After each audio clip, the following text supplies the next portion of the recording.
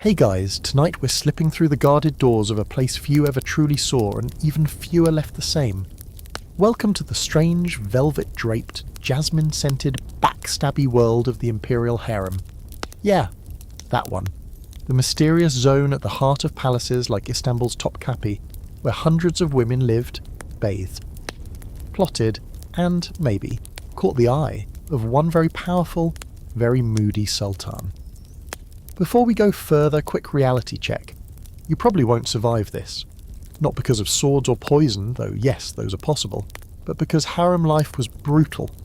This wasn't some romanticised dream of reclining on cushions eating dates. No. This was a psychological obstacle course layered in gold leaf and embroidered deceit. You had to be beautiful, yes, but also clever, strategic, and very, very lucky.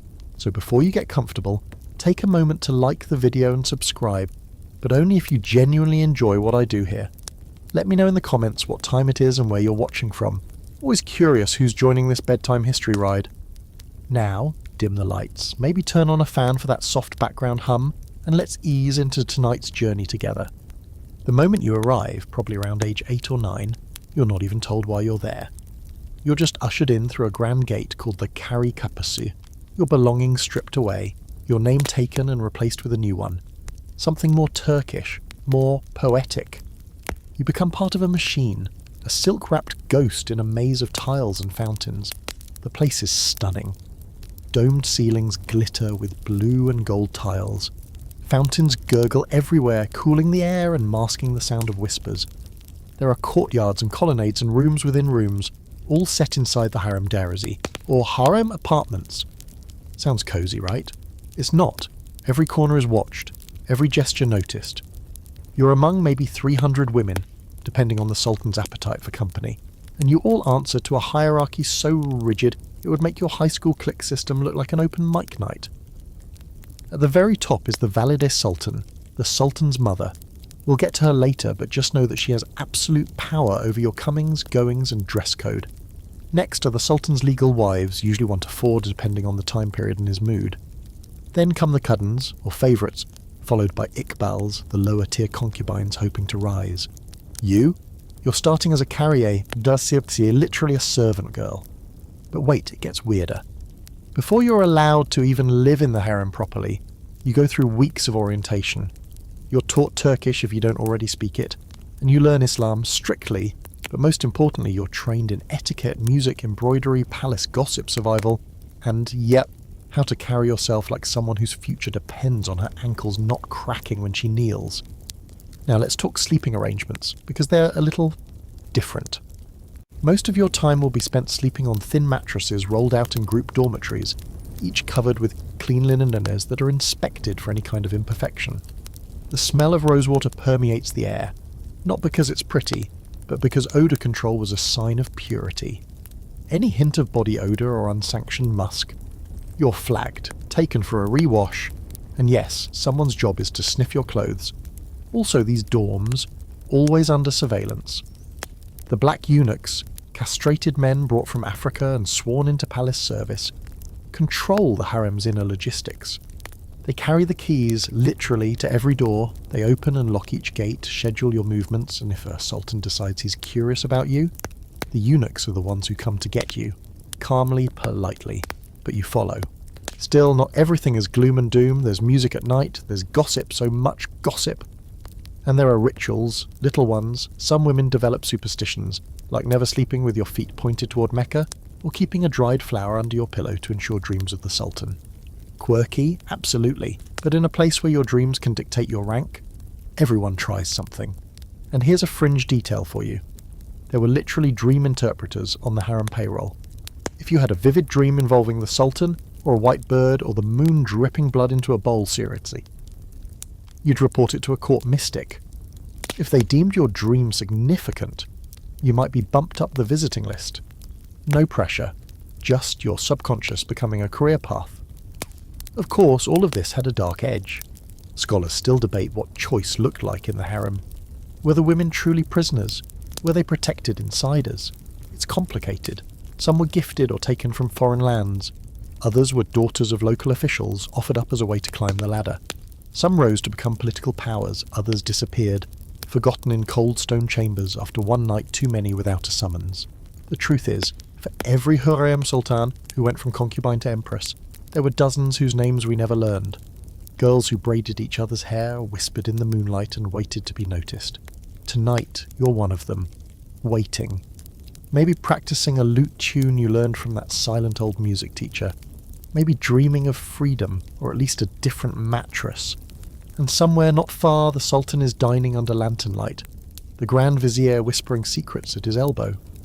Maybe he's had too much pomegranate wine. Maybe he'll ask for someone tonight. And maybe, just maybe, that someone could be you. Let's talk about the real power behind the doors, the ones with the polished bronze locks and lion head hinges that only a few ever touch. These doors don't swing open for just anyone. They're opened by eunuchs, not just any eunuchs, though, the eunuchs. Specifically the Kislar Asa, or Chief Black Eunuch, who carries the golden key to the harem and by extension your future. Here's how it works. The harem isn't just locked up for your safety, it's sealed like a vault. The key is ceremonial, sure, but also terrifyingly literal. The Kislar Asa wears it on a chain, usually tucked into his robes, and when he walks the corridors, the other eunuchs step back. He's the enforcer, the scheduler, the go-between for the women and the Sultan, and the one who decides whether you walk into the Sultan's bedroom or the scullery. Now, eunuchs have a reputation in history that's equal parts mystery and misinformation. Let's clear that up. In the Ottoman court, there were two main types. The white eunuchs, usually of European origin, often overseeing the palace school and outer administrative roles, and the black eunuchs, African, brought through slave routes and put in charge of the harem. The black eunuchs had far more influence. They weren't just butlers or guards, they were power brokers. Castration was supposed to make them safe for harem duty, but let's be honest, safe is a relative term. You may not have worried about physical impropriety, but you did worry about who was whispering in whose ear, and which eunuch favoured which girl. Alliances were subtle. A single look from the Kislar Asa could mean you'd be bathing in the rosewater one day, and scrubbing chamber pots the next. And yes, they walked the halls at night. Silent, sandaled feet padding over cool tiles. They checked that every girl was in the right bed, that no one had slipped out, and that none of the lanterns burned longer than they should. Fire was a real risk. So was ambition. The two tended to ignite at the same rate. The Sultan, of course, didn't just wander into the harem for a casual visit. He sent word, discreetly, through the Kislar Asa. The order would be carried out like a military mission. First, your name, if you were the chosen one, would be written in a ledger. Then your bath time scheduled, your robe set out, your jewellery selected from a rotating collection stored in silk-lined drawers. And at each point in the process, a eunuch would supervise. Not speak, not smile, just supervise. Fringe fact for you, there were detailed guides written by eunuchs themselves on how to bathe, perfume and prepare a woman for royal attention. Some of these manuscripts still exist, gathering dust in private archives and museum vaults. They cover everything from ideal hair length to which scents promote passion versus tranquility. Sandalwood, for example, was seen as calming, ambergris and dangerous and bold, and you never picked your perfume without knowing the subtext. And now here's where the weirdness really ramps up. Not every eunuch was created equal, politically speaking. Some were whispering with grand viziers, some were secretly backing a particular concubine, hoping she'd rise to power and reward them.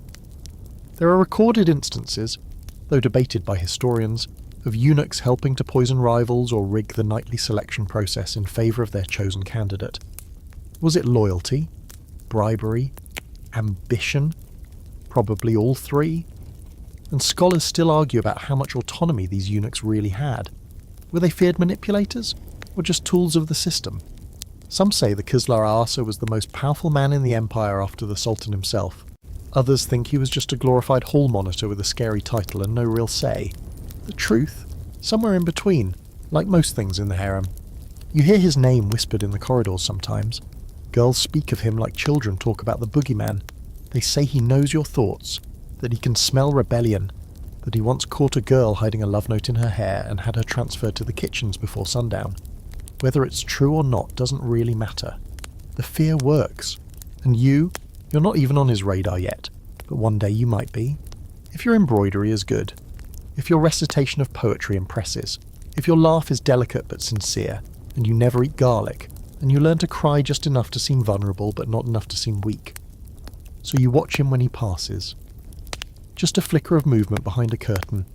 He walks with his hands folded, robes trailing, keys clinking softly, and you wonder, for a heartbeat, what it would be like to have that kind of power, to open any door, to decide who gets the night and who disappears forever.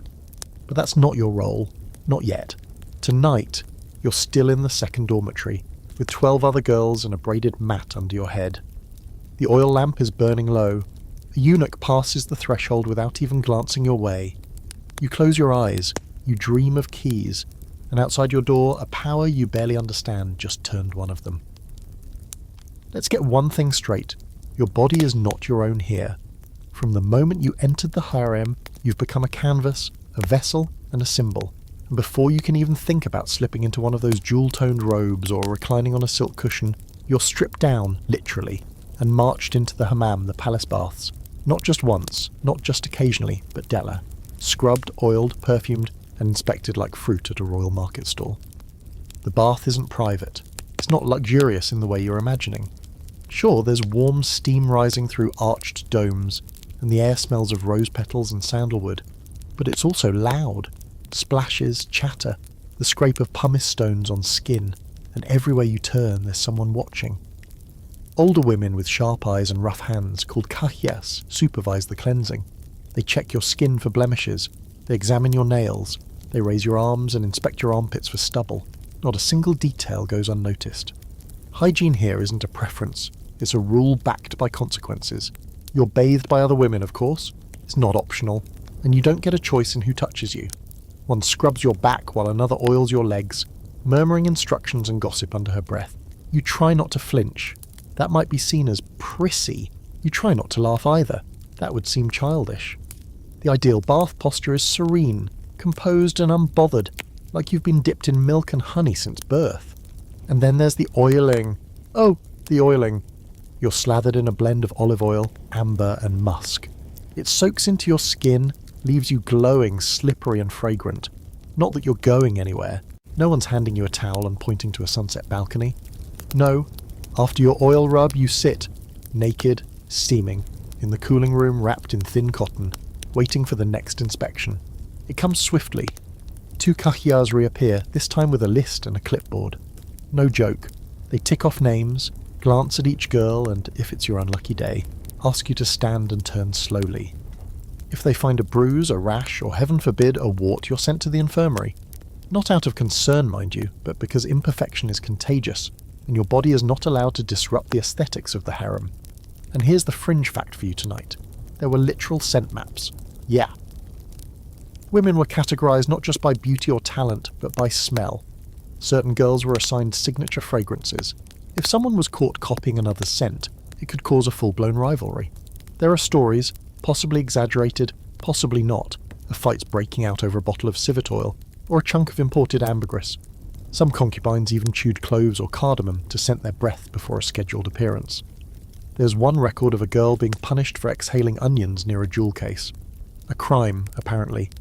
After the bath and inspection, you're wrapped in silk robes. But here's the twist. You don't get to pick your colour. Each hue signifies something. Pale blue, youth and obedience. Crimson, passion and readiness. White, purity or punishment. You learn the code fast because everyone else already speaks it. One wrong sash and you might find yourself eating alone for a week. Now, on this particular night, you're assigned lavender silk. Not too bold, not too pale. Middle ground. Safe. That's a relief. The kahya doesn't say anything, just hands you a sash and nods toward the hallway. Your hair, still damp, is wrapped in a thin veil. Your face is bare. No kohl yet, no lipstick, no scent, but that comes next. You're escorted to the dressing room, a mirrored chamber with stools, brushes, and trays of makeup laid out like surgical tools. One of the older girls, someone who's risen a few notches above you in the hierarchy, applies a thin line of kohl to your eyes. She uses a stick carved from ivory and doesn't speak. Her hands are fast and practiced. She dusts your cheeks with a faint blush made from crushed rose petals and something that smells suspiciously like cinnamon. Then she gestures to the perfume tray. This is where you choose, carefully. You glance over tiny cut glass bottles. Musk, too aggressive. Rose, too common. Jasmine? Maybe. You go for orange blossom, light, not too sweet, and hopefully forgettable in the good way. You dab it behind your ears and on your wrists. Then you wait. And wait. Because that's the harem's favourite game. Preparing you to perfection, then leaving you in suspense, and you might be summoned tonight, you might not. The point is to keep you ready, always ready, emotionally, physically and politically, and here's where things get strange. Rumour has it, again historians debate this, a girl was once rejected for having a freckle in the wrong place, another for being too pale under candlelight. A few were tested for how their laughter sounded in an echoing room. It's less about beauty and more about image, presence, vibe. The Sultan doesn't want just a lover. He wants a vision, a dream made flesh. And your job is to become that, whether you know what he dreams or not. The moon is high now. The palace is quiet except for the sound of distant strings, probably the mute musicians warming up for a private serenade. You lie back on a cushioned bench, posture perfect, arms folded. If someone peeks in, you should look like you're waiting with poise, not desperation, like you belong here, like this lavender robe was always meant for your shoulders. But deep down your stomach knots. The bath is over, the inspection passed, the oil is settled, and still, no summons, not tonight. By now, you've figured out that the Sultan isn't the one running the show, not really. Sure, he's the Caliph of Islam, the shadow of God on earth, commander of the faithful and all that heavy stuff. But inside the harem, the real boss walks with a cane wrapped in silk, smells faintly of jasmine and cinnamon, and answers to no man but her son. Meet the Valide Sultan, the Sultan's mother, and the most powerful woman you'll probably never dare to look in the eyes. Don't let the maternal title fool you. This isn't someone crocheting doilies and handing out apple slices. The Valide Sultan controls everything inside the harem. The schedules, the punishments, the education programs, the food delivery routes, the political marriages. If she doesn't like you, your days are numbered. If she really doesn't like you, you might find yourself shipped off to a provincial governor's court as a gift, or worse, quietly forgotten in the stone-walled cold rooms with a single kerosene lamp and no social calendar. You've only glimpsed her once from a courtyard below as she walked the upper gallery in her long dark robes, flanked by 2 eunuchs and 3 concubines trailing behind her like obedient shadows.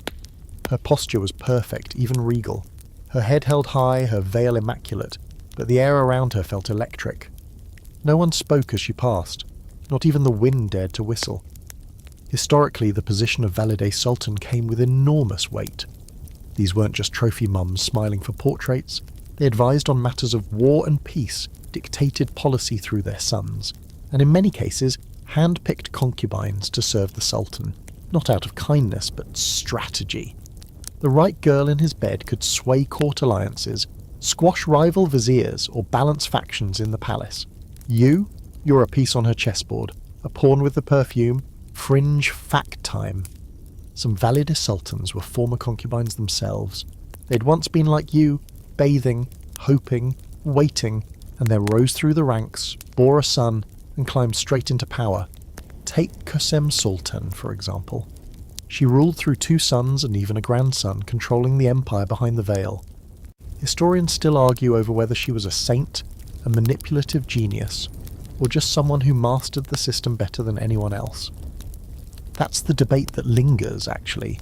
Scholars love to bicker about whether the Valide Sultan was a stabilising matriarch or a meddling autocrat. Was she protecting her son from dangerous influences, or was she the dangerous influence? It's a tangled web, especially because palace records were often updated to suit whoever came to power next. But one thing's for sure, she was untouchable. Now, back to your current reality. This morning you were summoned not to the Sultan's bedchamber, still a no-go, but to the Valide Sultan's audience chamber, which is arguably worse. You had 20 minutes to prepare, and you were given a robe of deep green silk, respectful, serious, maybe a little ominous. You could barely eat breakfast, which was unfortunate because the palace kitchen had done one of its rare saffron-laced rice dishes, but that's how nerves work around here. They ruin everything, even saffron. You were escorted in with 2 other girls, one of whom wore a ribbon in her braid that you suspect was too long, a bold move. The Valide Sultan was seated on a divan beneath a gold-latticed window, a tray of tea before her, though she didn't touch it. Her gaze moved slowly over you like someone assessing livestock. You lowered your eyes, you didn't speak. You tried not to breathe too loudly. She asked your name, not the one you came with, but the new one the palace gave you. something delicate and slightly tragic like Gilbahar or Nihal. You answered with a tremor in your voice, but you kept it even. She nodded once, then her eunuch read a short summary of your background. From where you were taken, what your training scores were, which talents you'd excelled in, music, embroidery, etiquette, and which you struggled with, ahem, politics. She said nothing. The silence was long, almost cruel. Then, without lifting her eyes, she pointed a jewelled finger toward the girl with the too long ribbon and said simply, "Too proud." The girl was led out. No one knows what happened to her. Maybe a kitchen assignment, maybe a reassignment to the outer palace, maybe nothing, just gone. You and the other girl stood frozen, and then the valid sultan said in a voice smooth as honey, "Come back next week. We'll see if either of you still shine." That's it. No encouragement, no threat, just a judgment delayed. Now you're back in your quarters, still in the green robe, still sweating a little, though it's not hot. Your roommate, a girl from Georgia with eyes like cold steel, asks how it went. You shrug, say, "I think I survived," and she smirks like that's the only victory that counts in here. And it is. You can't sleep tonight. Your brain keeps replaying the moment when the Valide Sultan's eyes met yours. Just for a second. It wasn't approval, it wasn't disapproval either. It was calculation. Like she was looking at a puzzle she hadn't decided how to solve yet. You wonder if that's good. You wonder what she'll ask next week. You wonder who won't return. And down the corridor you hear the sound of footsteps. Not the clinking of the Kızlar Ağası's keys, not the shuffle of sleepy girls heading to the bath. Something else. Maybe the Valide Sultan's already chosen someone for tonight. Maybe, just maybe, it's you. It starts with a whisper. Always a whisper.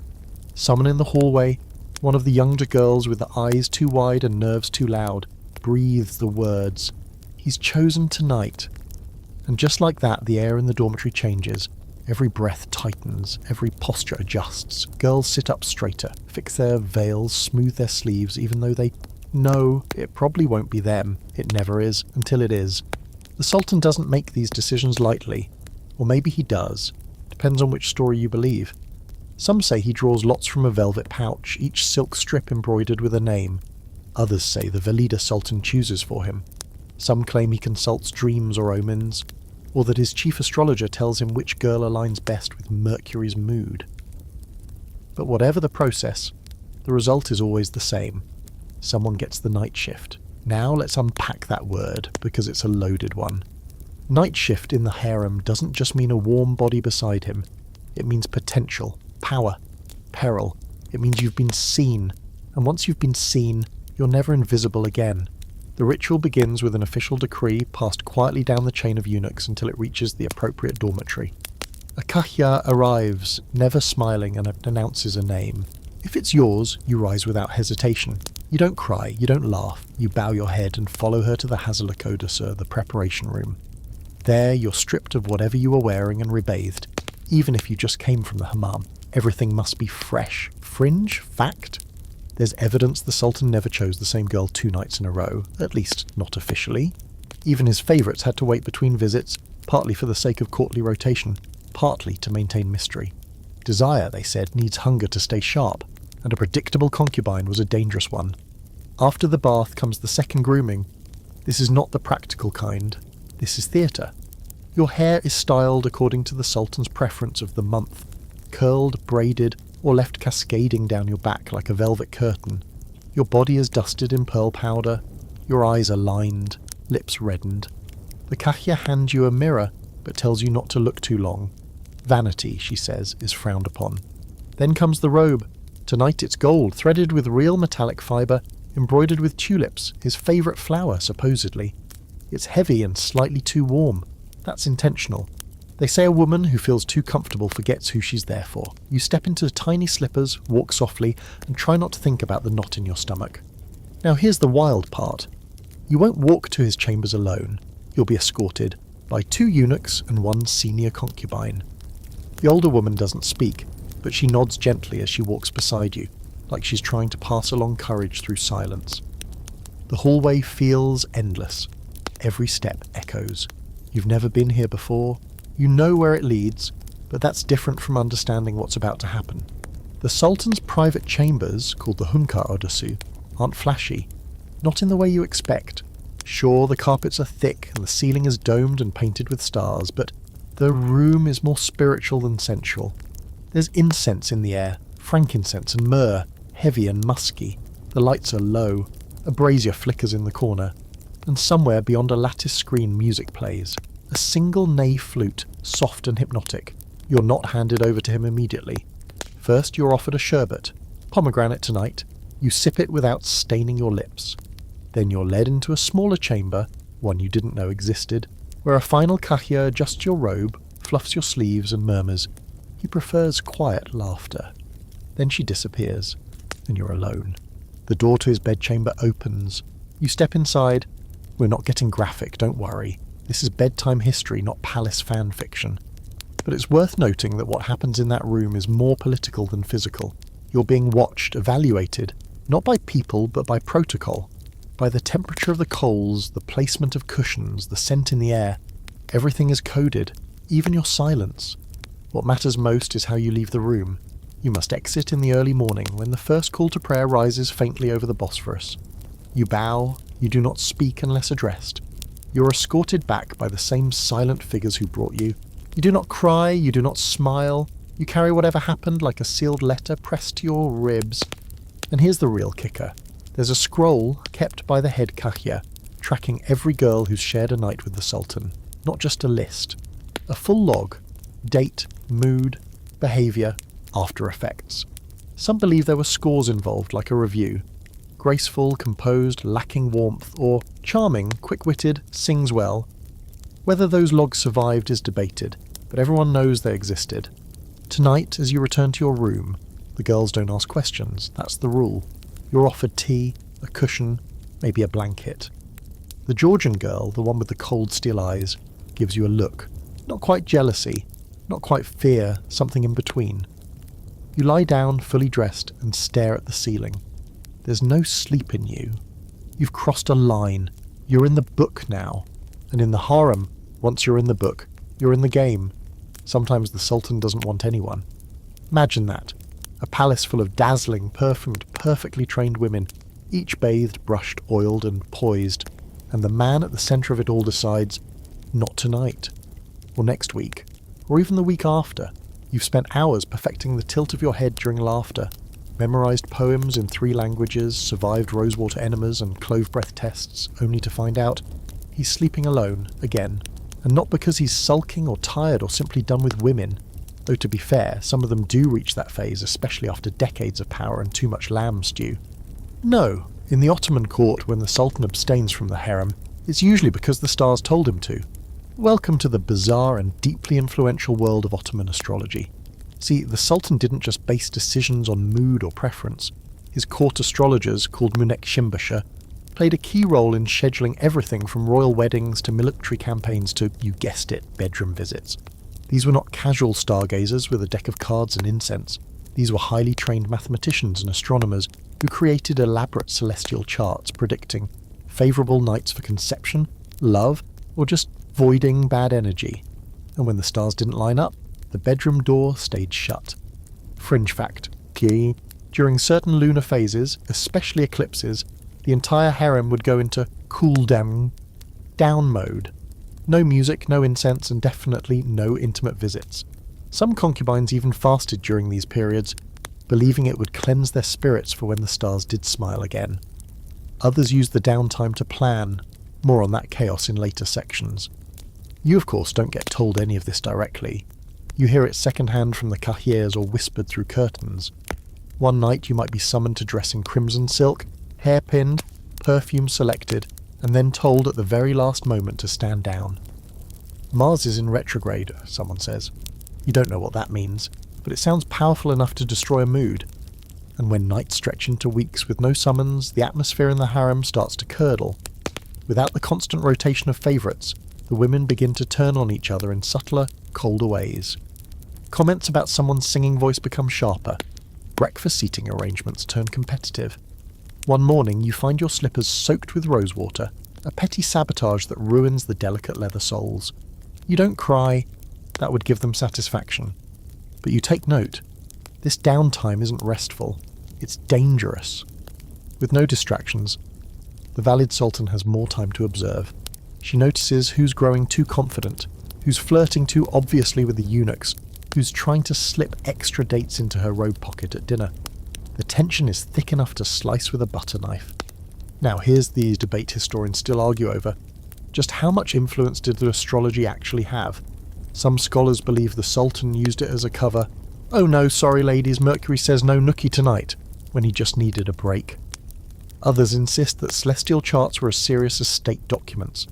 Some court astrologers even had their own budget and staff, and their predictions were cross-referenced with religious holidays, planetary conjunctions, and, bizarrely, dream reports from the harem itself.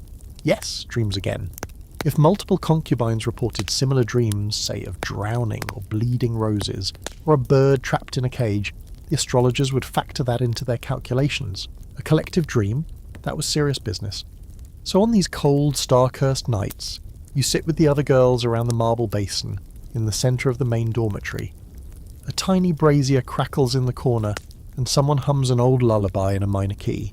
You polish your embroidery hoop, but your mind drifts. You imagine the Sultan, alone in his vast bed, its canopy carved with moons and tulips, laying there with his arms folded behind his head, staring up at the dome painted with constellations. He probably doesn't miss you. That's not how it works. He doesn't know you exist in any real way, unless you've been summoned, unless your name has already been whispered into the folds of his pillow. But still you imagine, because it's better than imagining the other girls imagining the same thing. You've heard stories. One girl tried to slip him a note smuggled inside a tray of candied figs. Another dressed in the exact colour of Venus on her lucky day, only to be laughed at by the kahias and sent back to the kitchen in disgrace. And then there was that bold one, Zara, who tried to recite a poem about longing near the garden where the Sultan prayed. They say she was gone by nightfall. No one knows where, or maybe everyone does, but no one says. So you wait.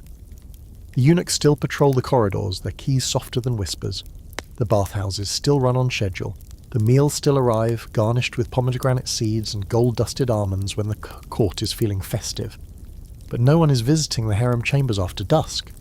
The Sultan has retreated, whether to reflect, to meditate, or simply to obey the stars. You think about the stories you heard as a child, about princesses in towers, waiting to be rescued by brave warriors. But here, it's the other way around. You're not waiting to be rescued. You're waiting to be noticed, chosen, written into a night that matters.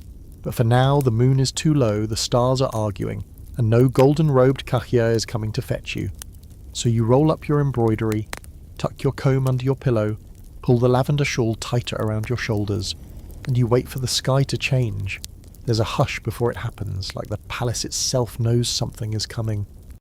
You're brushing your hair, 100 strokes as the kahias insist, and listening to the echo of sandals in the hallway, when you hear the words, "Tonight, the Sultan receives." Just like that, the pause is over. The stars have decided they're no longer in a foul mood, and suddenly the race begins again. Tonight, you're not chosen. But that doesn't mean you get to relax, because now you have to watch, not with your eyes, staring is forbidden, but with your whole body. You listen to the names called, you track who receives the crimson robes, who emerges from the bath with her veil damp and face flushed. You pretend not to notice, but everyone does. And when one girl is summoned, 15 others are left calculating. The rules for visiting the Sultan are maddeningly precise, Guy. You don't just wander in with a flirtatious smile and hope for the best. There's a dress code, a posture guide, even an approved number of steps you're supposed to take as you approach his bed. You rehearse them in your head at night, just in case. 7 slow steps forward. 1 pause, 3 to the right, then kneel, lightly, no noise, and wait. He will speak first. You will not meet his eyes until he allows it. But before any of that, you have to make it to the private door, the one that separates your world from his, and you never, ever step through it wearing shoes. No matter how cold the marble floor, no matter how polished your slippers are, they come off at the threshold. You walk in barefoot, quiet, humble. It's not just about cleanliness, it's a signal. No barriers, no armour, just you and the chilled stone beneath your feet, the scent of incense in the air, and whatever version of power you've managed to create with your eyes and silence. There's a strange hierarchy in the types of foot coverings you're allowed to wear within the harem. The most prized are pearl slippers, literally inlaid with mother of pearl, often gifted to high-ranking favourites or concubines who had recently pleased the Valier Sultan. You've seen one pair, once, on a girl they called Lalahan. She walked like her heels barely touched the ground, as if the pearl soles themselves didn't permit too much pressure.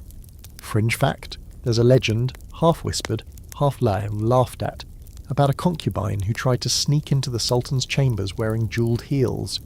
Not only was she caught, but the legend says the Valide Sultan made her spend a week, kneeling in the prayer room, scrubbing the tiles with a brush no bigger than her thumb. Her shoes? Burned.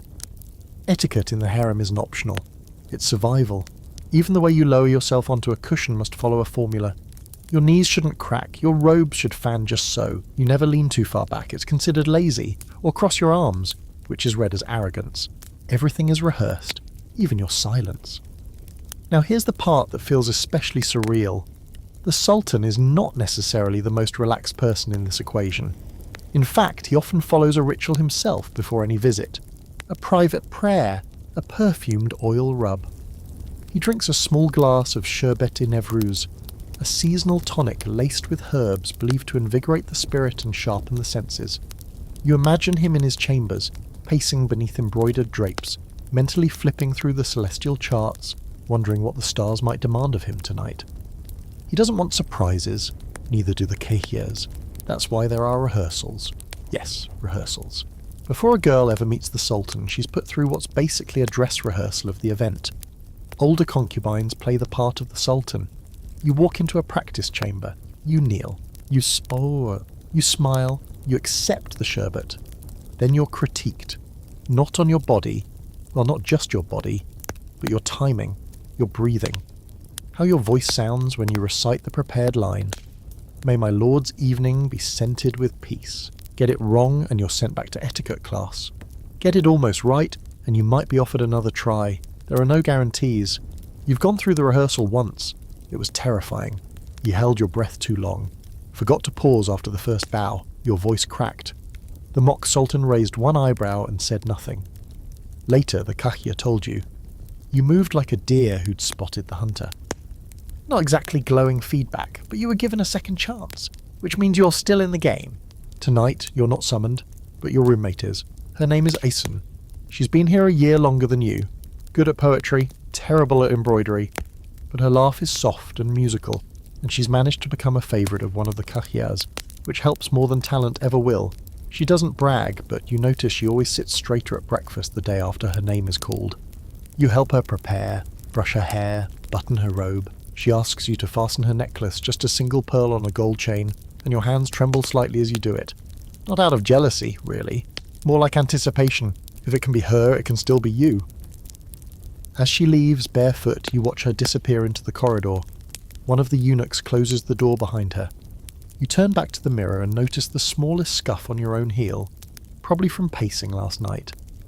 You grab your buffer stone and polish it down, humming softly to yourself, preparing for a night you know won't be yours.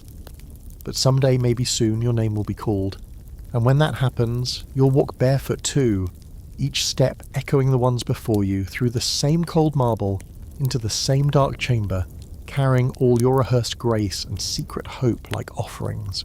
And you'll know, without anyone needing to say it, that every move you make in that room could change your life. You wake to the scent of clove and crushed rose petals, not the relaxing kind. This one's sharp, calculated, already working its way up your sinuses before your eyes even open. It's inspection day again. You can tell by the hurried steps outside your chamber, the way the Kahya speak in clipped, purposeful tones, and the sudden disappearance of breakfast trays. There's no time to eat when everyone's being judged.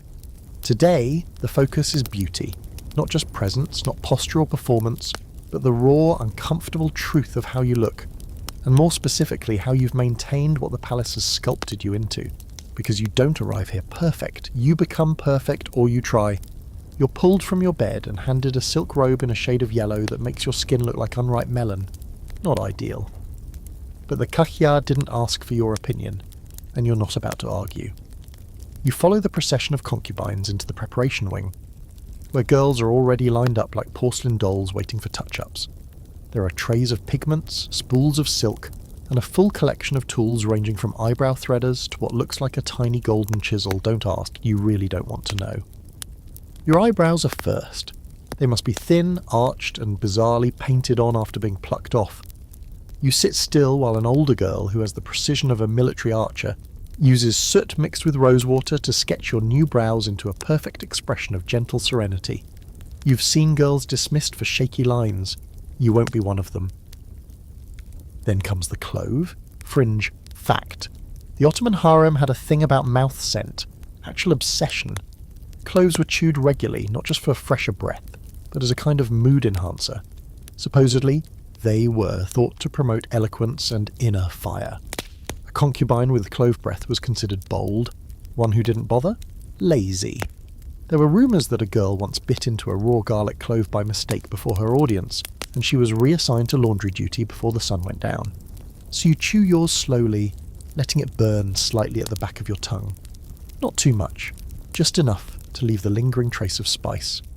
Too many cloves, and your breath smells like a sick room. Too few, and you're basic. And no one wants to be basic in the harem. Now it's time for your face.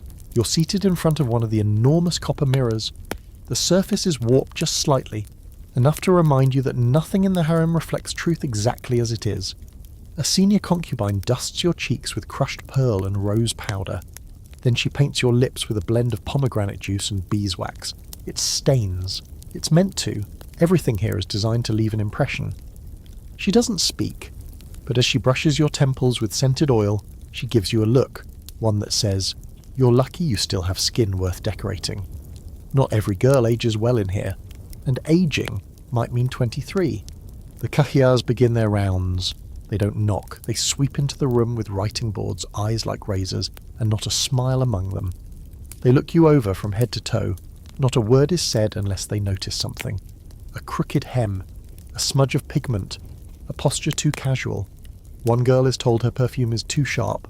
Another gets flagged for her bun being placed too low. The kahiyas scribble on their scrolls and move on, and each time they pass, you exhale just a little more. Now here's the kicker. None of this is about looking good. Not really. It's about looking correct. The harem has a template, a golden ratio of beauty passed down through paintings, poems, and whispered standards. You're expected to match it like a stencil. Deviate too far and you're out. And here's where the scholarly debate comes in. Was this obsession with standardized beauty oppressive or empowering in its own twisted way? Some historians argue the harem cultivated a kind of mastery over self-presentation, that women learned to weaponize their beauty, to use it as currency and armor. Others argue it was dehumanizing, turning individual women into products of a royal assembly line. Either way, you don't get to weigh in, you just survive it. One particularly bizarre standard. Veins. Yes, veins. There was a period when visible blue veins beneath pale skin were considered signs of nobility and inner coolness. Girls would actually press their wrists with chilled stones before inspection to make the veins pop. Others rubbed lemon balm on their hands to brighten the skin. There's even a story, probably exaggerated but deliciously disturbing, of a concubine drawing faint blue lines on her neck with indigo dye to fake the look. She got caught. It did not end well. The inspection ends by midday. You're still standing, still painted, still technically unblemished. That's a win. One of the kahiyas pauses in front of you, tilts her head and says, "Presentable." That's actually high praise in here. She walks off before you can blink. The rest of the day is a blur. You're not allowed to bathe again yet. Your face would smear. You're given a shallow dish of rice and a slice of melon for lunch, because bloating is a crime. Then you're told to return to the practice chambers in case tonight is your night. It's probably not, but readiness is not optional. By evening your cheeks are stiff with powder and your feet are aching from posture drills. You sit by the fountain, watching as another girl, not you, is escorted toward the preparation wing. Her robe is deep burgundy. A good sign. The scent of musk trails behind her. You pretend not to care. You pour water from your silver cup and sip it slowly, holding it the way you've been taught. Elegant fingers, soft wrist, no slurping. You feel the clove taste still on your tongue, faint now, a reminder that you are still here.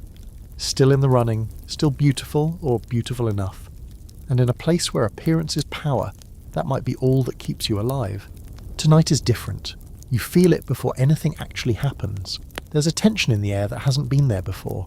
Not the usual restlessness of waiting, or the competitive edge of girls pretending not to care. This is heavier. Like the palace itself is holding its breath. You've been summoned. Not to the Sultan's chambers, not yet, but to the first veil. You've heard the term whispered before. The first veil is more than a moment. It's a rite, a crossing. It marks the point at which you are no longer just another concubine in waiting.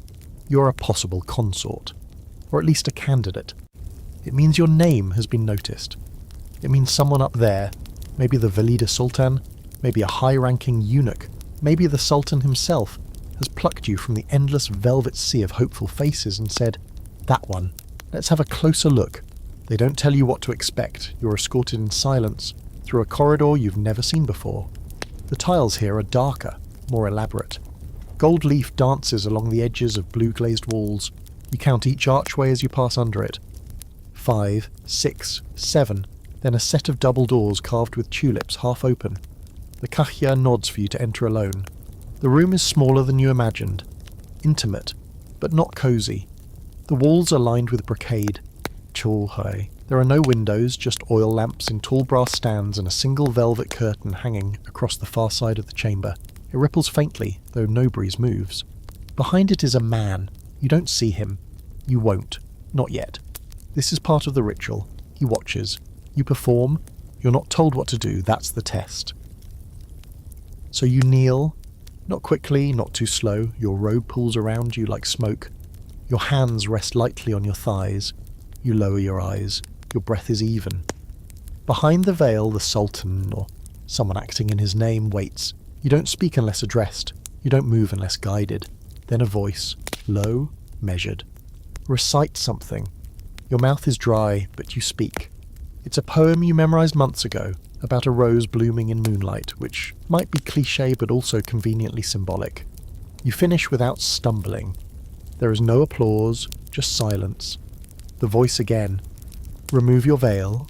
You do. Slowly. Let it slide down your shoulders. You don't look up. This is what they call the first veil. The moment you are truly seen.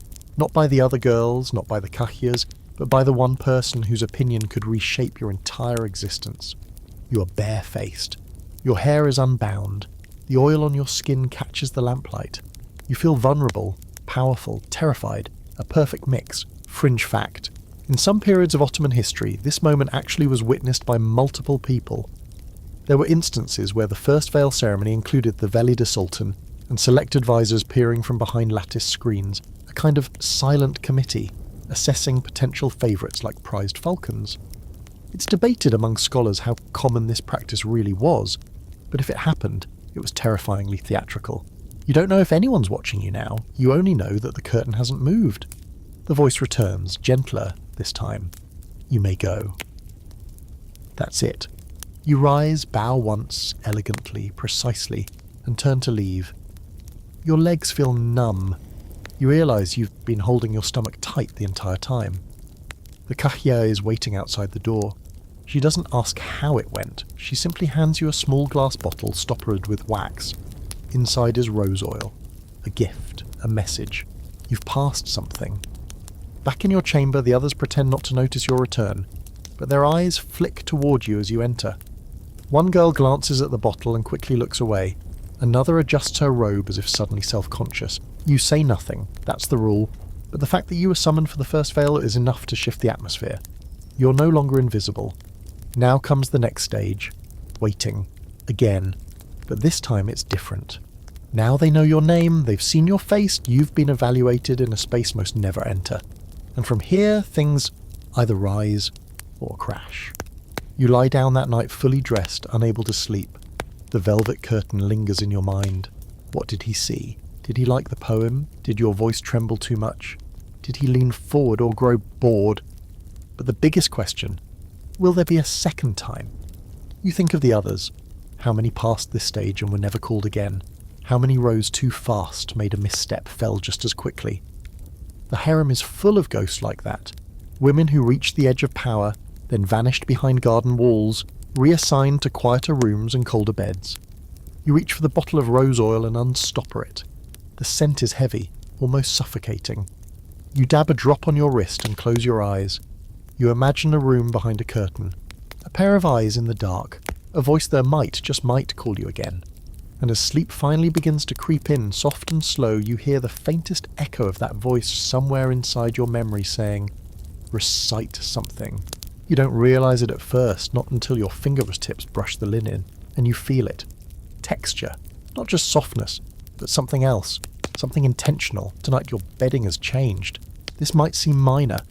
Who notices thread count when they're trying to survive palace politics?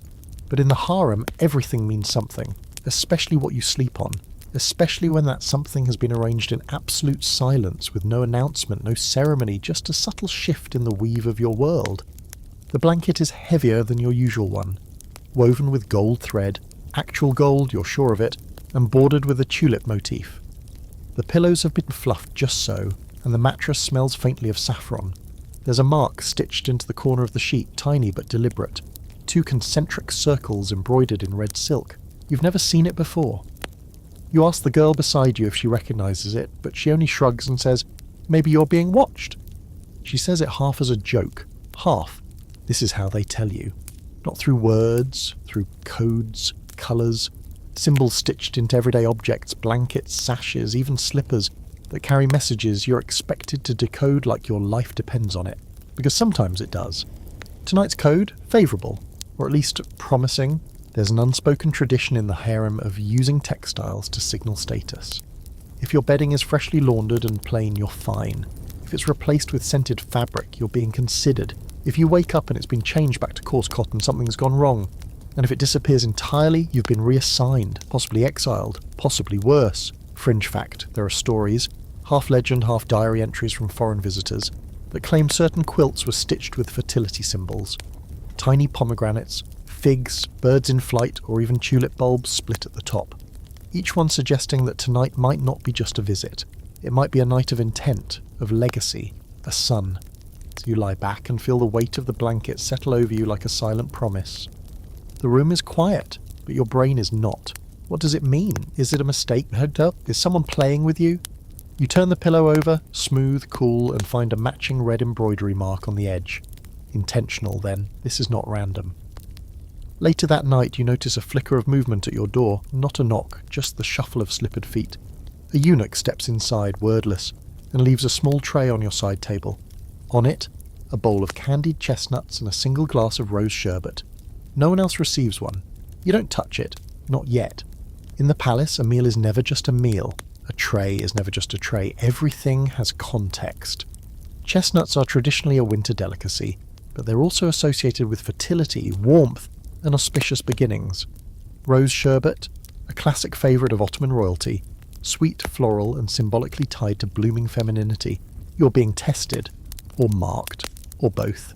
You've heard of this, blanket signalling, a prelude, a gentle suggestion of things to come, a message that says, prepare yourself, you are no longer in the wings. Of course, no one admits this openly. Kahyas deflect. The Valide Sultan never addresses such things directly. Even the girls who've risen to prominence refuse to discuss it, as if to say the bedding simply upgraded itself spontaneously like a divine blessing. But you know better. Everyone knows better.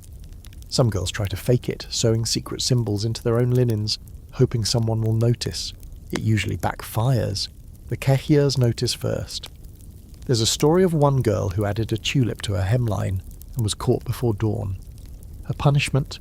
Transferred to an outer compound to teach etiquette to merchant daughters. Glamorous, right? Still, the idea of bedding as communication lives strong. There's even a name for it. Yatak Dili, or bed language. Entire strategies revolve around it. Some girls intentionally wrinkle their sheets so they look unkempt, less threatening. Others tuck in the corners perfectly, hoping to signal discipline. There are favourites who sleep with a mirror near their bed, reflecting moonlight, believing it enhances dream visibility. You haven't gone that far. Yet. But tonight you do something new. You sit up, pick up the tray, hold the sherbet in your hands. It's warm. Not piping hot, but slightly above room temperature. Just enough to mean it hasn't sat long. A fresh delivery. Someone made this. For you, or at least for whoever your name is becoming. You sip it slowly. Floral, sweet, tastes like spring. You don't finish it. That would look greedy. You leave half, a symbolic gesture. Willing but not desperate. The Kahya returns at dawn. She doesn't comment on the blanket, just raises one eyebrow when she sees the half-empty glass. "Sleep well?" she asks. You nod. She walks off without waiting for an answer. Later that day you return to find the bedding replaced again. Not downgraded, just neutral. The red stitching is gone. The tulip border too, back to pale cream with a fine silver thread. A holding pattern. Now comes the long game. Waiting. Watching.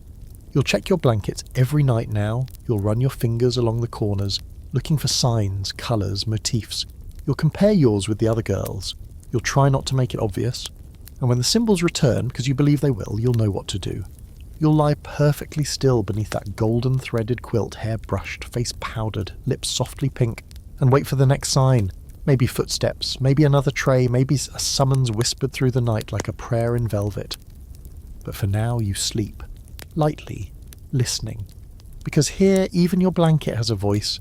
It starts with whispers behind the silk partitions, low and calculated.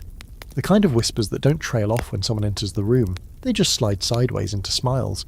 Tonight, you learn the real truth of the harem. It's not about seduction. It's about survival. And the most dangerous game of all isn't played in the Sultan's bedchamber. It's played in hushed corners and candlelit baths. In the realm of secrets, alliances and betrayal, all dressed in silk and pretending not to exist. You've always suspected the politics were more than passive glances and seating arrangements, but now you see it, up close. Two girls in your dormitory, both quiet, both well-liked, have stopped speaking to each other, not obviously. They still nod in passing, still hand each other perfume flasks when asked. But the space between them is colder than the stone underfoot, and everyone feels it. Last week one of them, Malik, was caught leaving the library tower after curfew. She claimed she'd fallen asleep reading poetry, but somehow the rumour twisted into a full scandal that she'd intercepted a eunuch and slipped him a note meant for the Sultan. No one ever confirmed it, no one had to. She's now permanently reassigned to the embroidery room, which in harem speak is just a polite way of saying exile, but prettier. The other girl, Fariha, her bedding changed the next night. Tulip stitching, saffron scent, the whole coded dance. She hasn't confirmed a thing. But her eyes are brighter these days, and she no longer rushes when she walks. That's how fast it turns. You learn the harem isn't just a collection of women waiting to be chosen. It's a war zone with no blood. A chessboard where the pieces are smiling at each other while quietly plotting the other's fall.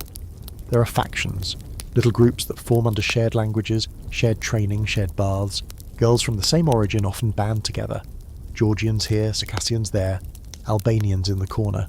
At first it seems innocent. Then you hear one of them mutter, "She doesn't share secrets with outsiders." That's when you realise you're not in. And now you have to choose. Not friends necessarily, but allies. Because the truth is, no one makes it alone in the harem, not unless she's exceptionally clever or terrifyingly lucky. You start watching the other girls more carefully, noticing who the kahyas linger near during morning checks, who gets extra almonds in their rice bowls, who's allowed to walk the garden paths unaccompanied. One girl in particular stands out. Her name is Samil. She's older than most of you, probably in her early 20s, which in harem time is practically retirement. But she's still in the game, still well dressed, still sleeping on fine sheets. She doesn't talk much, but she smiles with calculation, and her slippers are always clean. You decide to test the waters. You approach her near the baths, casually, offering her a fresh fig from your own breakfast tray. It's a gamble. You're only given one, and sharing food is a bold gesture here. She takes it without a word, nods, and gestures for you to walk with her. Nothing else is said. Later that night she sits next to you during prayer. Quiet, deliberate, that's it. But in the language of the harem, that's everything. It's an invitation, a shield, a warning to others that maybe, just maybe, someone has your back now. Fringe fact. Well, there were entire sub-networks within the harem that operated like spy rings. Girls passed coded notes in embroidery. Gossip was weaponized and timed. A compliment could mean support or sabotage depending on the way it was delivered. There's even a legend that one concubine hid a map of the Sultan's favoured moon phases inside a hand-woven sash, using knots to mark each date. Whether that story's true or just embroidered fantasy, the idea tracks. In a place where timing is everything, information is currency. You also begin to understand the power of the eunuchs in new ways. They don't just guard the halls, they carry messages, intentionally or not. A glance, a delayed meal, the choice of who receives fresh linens first, each move is studied. Some girls try to bribe them subtly, with a bit of honey cake or embroidered handkerchiefs. Others flatter or flirt in ways just this side of polite. But not you. You've decided to watch. For now. Because this isn't the time to be loud, this is the time to be observant. You start keeping mental notes. Who gets called at night, who cries in the laundry room, whose tea smells different than everyone else's. One evening you catch a whisper about a girl named Farah who knows how to keep secrets. You make a point to share your thread spool with her the next morning. Another night, someone leaves a rose in your basin. You don't touch it. You don't ask. You just rinse it away and pretend not to notice the kahya who lingers near your door that evening. Now the question becomes not just how to be chosen, but how to survive after being chosen. Because the real danger doesn't come from failing to please the Sultan. It comes from pleasing him too much. Once you're a favourite, you're a threat. You'll be watched, sabotaged, sweetly invited to share someone's perfume and then blamed for its disappearance. You'll be accused of arrogance, of sorcery, of manipulation. There are stories of girls slipping harmless silk herbs into diyas and tea, just to make them vomit in front of the valid sultan. Nothing fatal, just enough to tarnish, just enough to fall. And in the middle of all this, you're still expected to smile, to sing, to flirt gracefully and walk like the world hasn't narrowed itself into a battlefield of veils and whispers. Tonight, you place your bedding just so.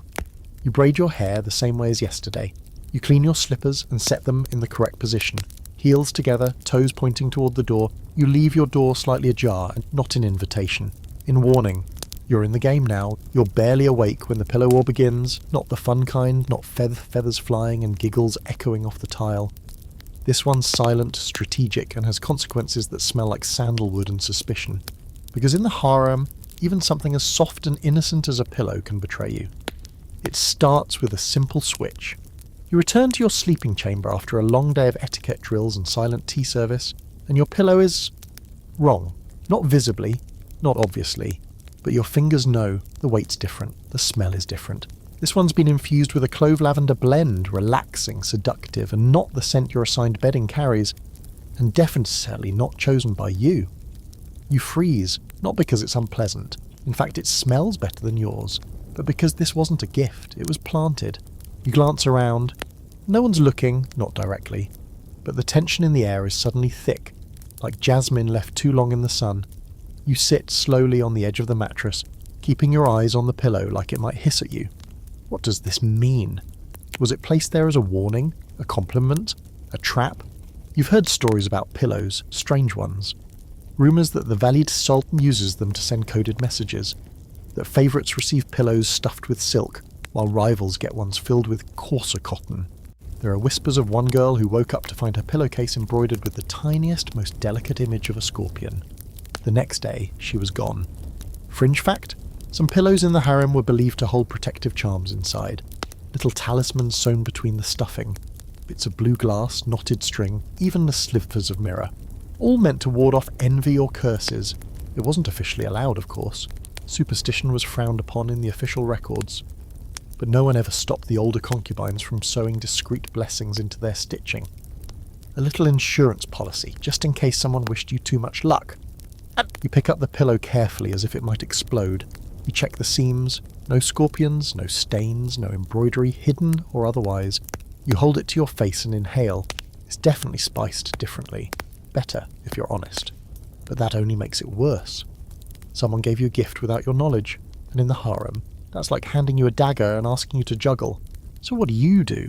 If you report it, you'll look paranoid. Or worse, ungrateful. No one likes a girl who complains about having a silk stuffed pillow when others are still resting their heads on linen sacks. If you keep it, and the Velid Sultan notices, you could be accused of arrogance, pretending to be favoured. That could get you demoted, reassigned, or quietly erased. So you do the only thing that makes sense. You hide it. You tuck the pillow under your robe, slip it behind the wardrobe when no one's looking, and pull out your old one, the one that smells faintly of lemon and dust. The one that says, I'm invisible, ordinary, safe. You smooth your bedding, pretend nothing happened. But of course everything has changed. The next morning you find something even stranger. A second pillow placed at the foot of your bed, smaller and square, the kind used during formal presentations or poetry recitations. It's clean, crisp, no embroidery, no scent, just there, staring back at you like it knows your secrets. This is new. Presentation pillows are typically reserved for formal summons. When you recite a poem for the Valide Sultan, when you perform a lute piece in the Sultan's outer chamber, it means someone is watching, and someone wants to see more. So now you have a choice. Do you report this one too? Do you ignore it? Or do you play the game? You sit down on it, slowly, elegantly, as if you've done this 100 times, and nothing happens. But later that night, a kahya passes your door and nods once, approvingly. That's all. And yet, your status has shifted. Pillows here carry power. They aren't just soft landing places for dreams, they're symbolic platforms. Where you place your head, where you kneel, where you're expected to sit and be seen. They can elevate you, they can expose you, and if you misread the message, they can quietly destroy you. You hear another story from Semil, the older girl who's taken a quiet interest in you. She tells it casually, like she's talking about the weather. There was once a girl who embroidered her own name into her pillowcase, she says, slicing a pomegranate in perfect quarters, thought it would help the Sultan remember her. Next day the pillow was gone. 2 days later, so was she. You nod. You do not ask questions. You begin to pay more attention now, not just to your own bedding, but to others. You notice the concubine 2 cots down suddenly has matching corner tassels, green and gold. You spot another who's begun sleeping without a pillow at all. A statement, a protest, or was hers taken? One evening you see the Valide Sultan herself pass through the outer corridor, flanked by 2 eunuchs. She doesn't stop, she doesn't look into your chamber. But you know she's aware of everything, pillows included. You get bolder, you slip a lavender sachet under your pillow. Just enough scent to soothe, not enough to draw attention. You fold your blanket with surgical precision.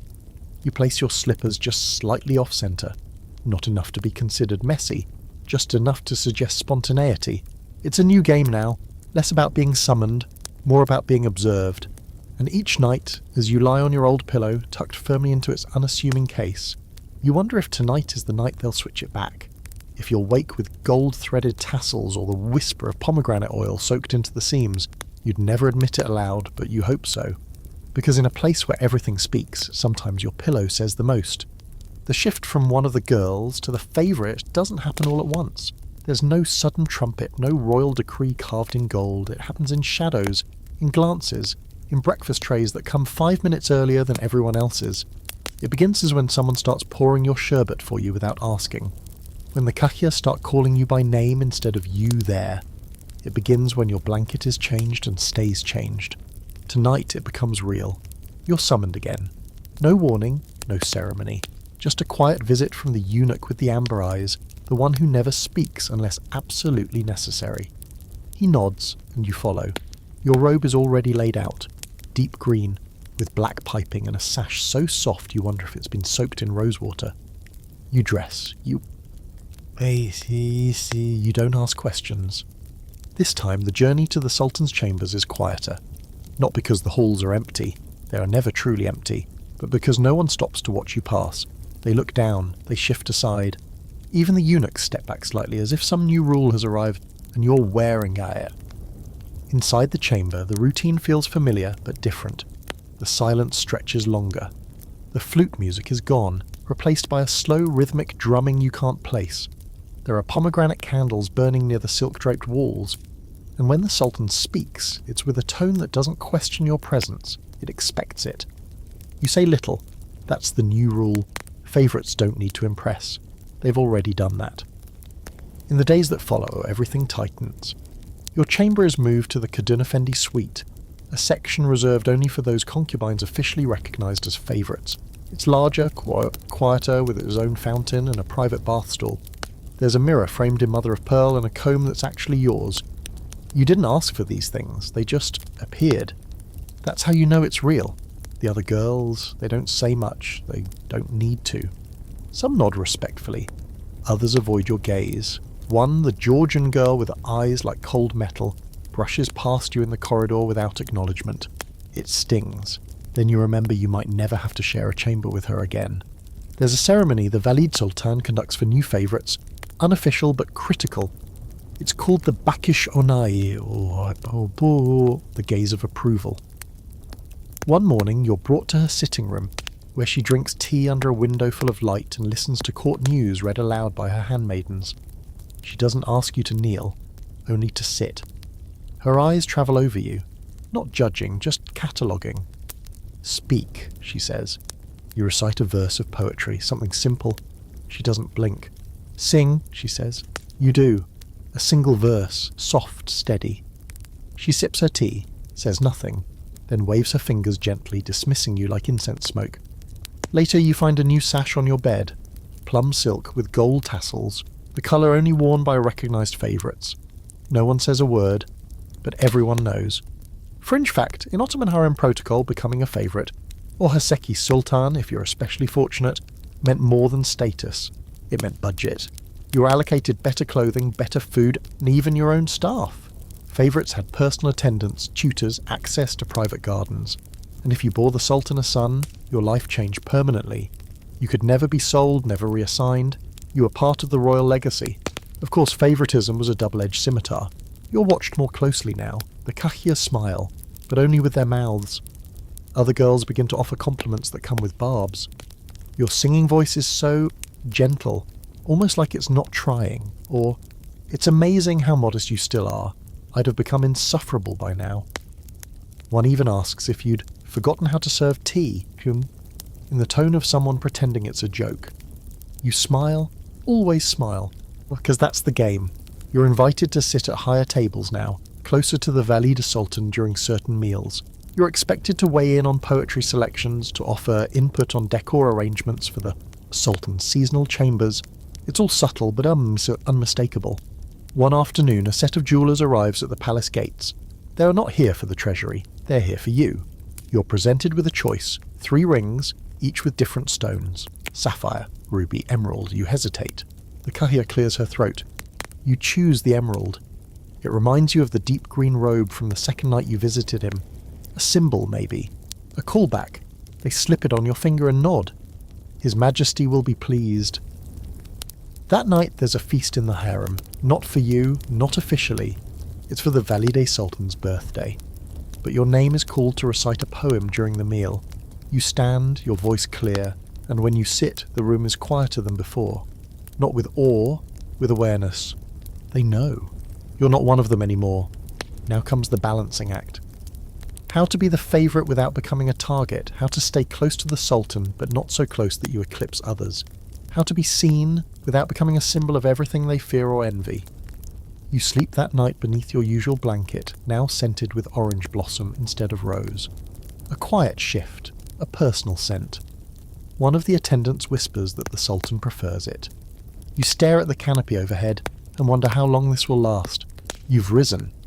But in the harem, every rise comes with a shadow, and you've just stepped into yours. No one says anything directly, of course, but the moment you miss morning prayers and the Kahia doesn't scold you, just smiles faintly and says, "You must be tired." The whispers start. You know what they mean, so does everyone else. The other girls begin to glance your way, not with envy anymore, but with calculation. They look at your waist. They watch the way you move, slower, more cautious. They count the bites you take at dinner, which lately isn't many. And when you bend to retrieve a dropped comb, someone mutters, just loud enough, "Careful, that's not just your spine anymore."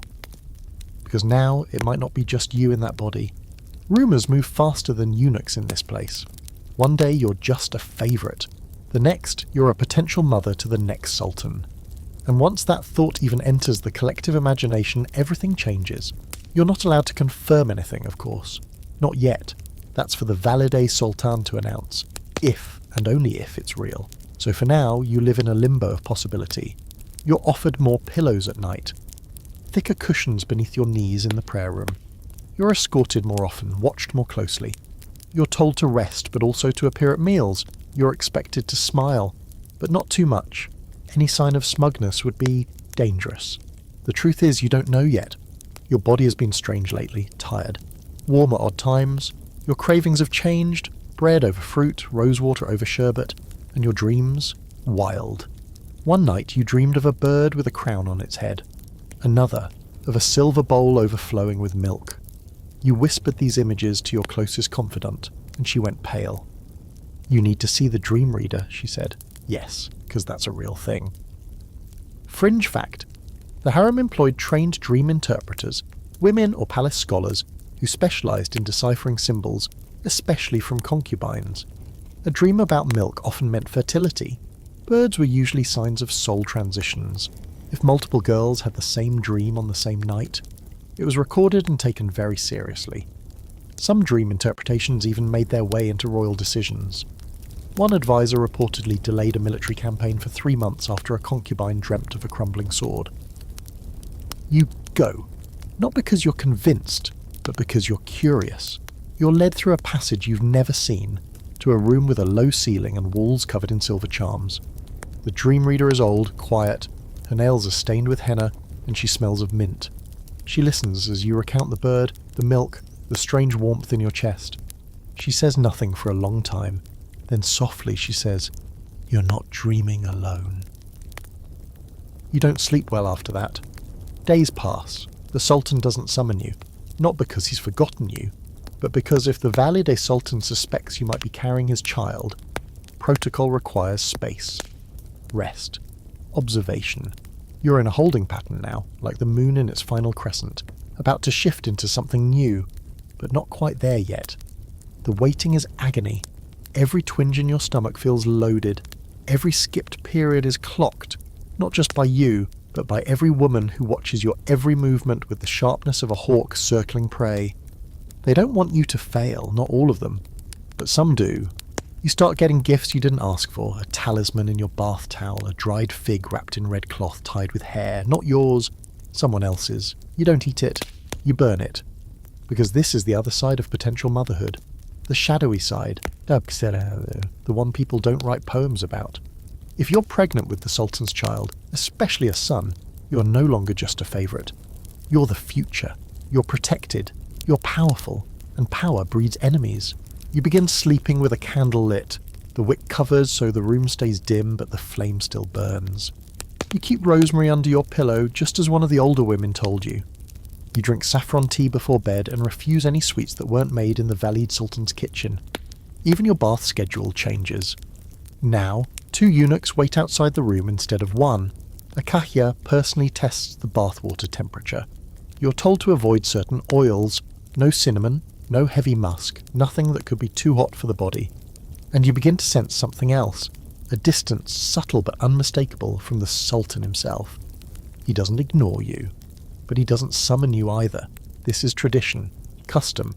If you are in fact pregnant, your value shifts. You're not his concubine anymore. You're his investment, his legacy incubator. No more late-night lute performances or whispered poetry. From here on, you're a vessel. And there's a scholarly debate about all this. Historians argue over whether concubines had any say in these moments, whether they felt joy, fear, pride, or just the chill realization that their lives were no longer their own. Some accounts, written decades later by former favourites, paint it as elevation, like they were finally respected. Others describe it more like a gilded prison, their every movement controlled for the sake of a child who hadn't even drawn breath yet. You haven't told anyone what you feel yet, because truthfully you don't know.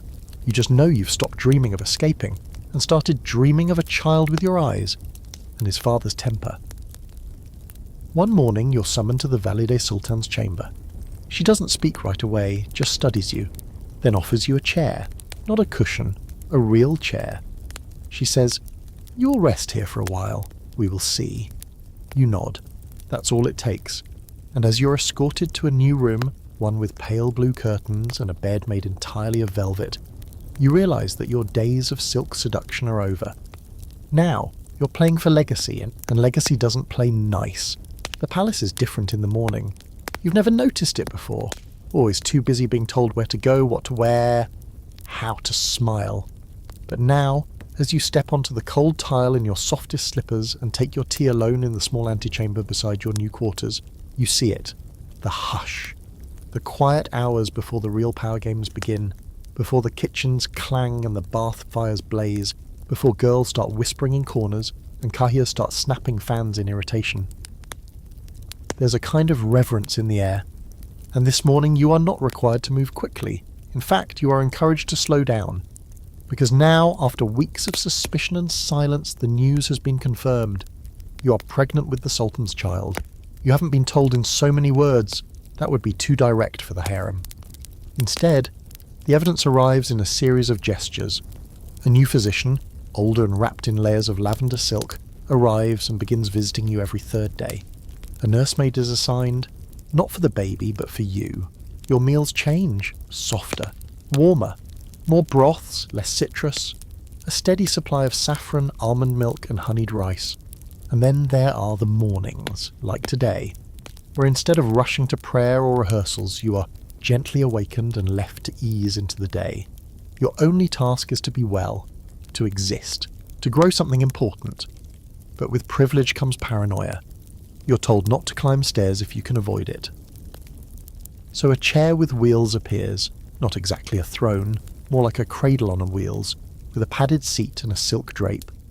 2 eunuchs push you through the quieter parts of the palace, the upper garden walk, the reading room, the little chamber that opens onto the marble fish pond. At first you hate it, being moved like furniture. Then you realise the other girls can't approach you this way. You're untouchable, protected, until breakfast. Today you're asked to dine with the Valida Sultan, not at her side, across from her.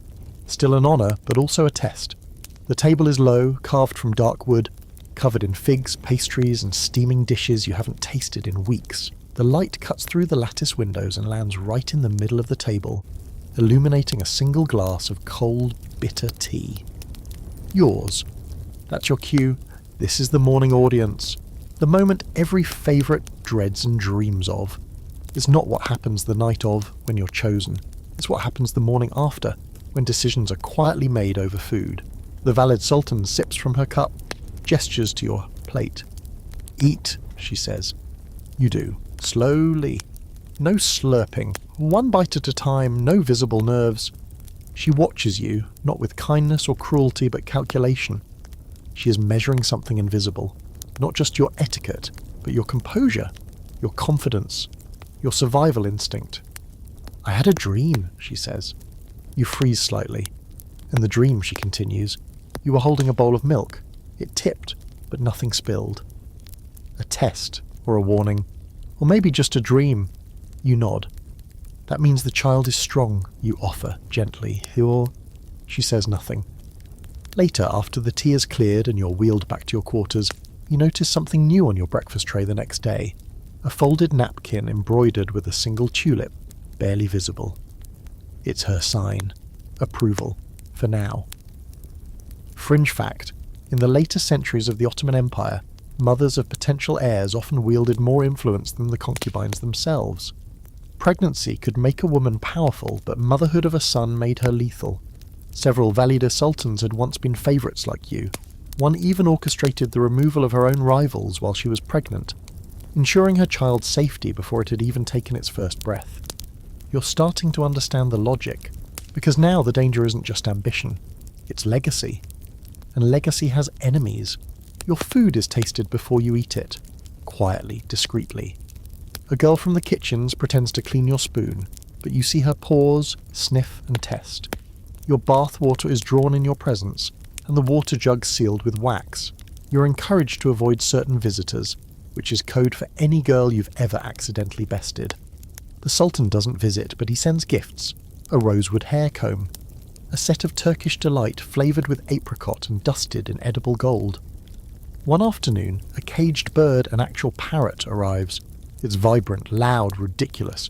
It shrieks nonsense in Arabic, but it's a message. You're not forgotten.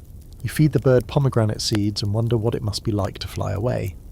The other girls now exist in your peripheral vision. Some send polite greetings through servants, others leave little offerings, combs, tea leaves, scraps of poetry, trying to ally with you early. But not all. One girl you once helped with her prayer posture now glares when you pass. Another, who used to beg to braid your hair, refuses to acknowledge you. It doesn't hurt, it's just expected. One night you're allowed to walk in the garden under supervision.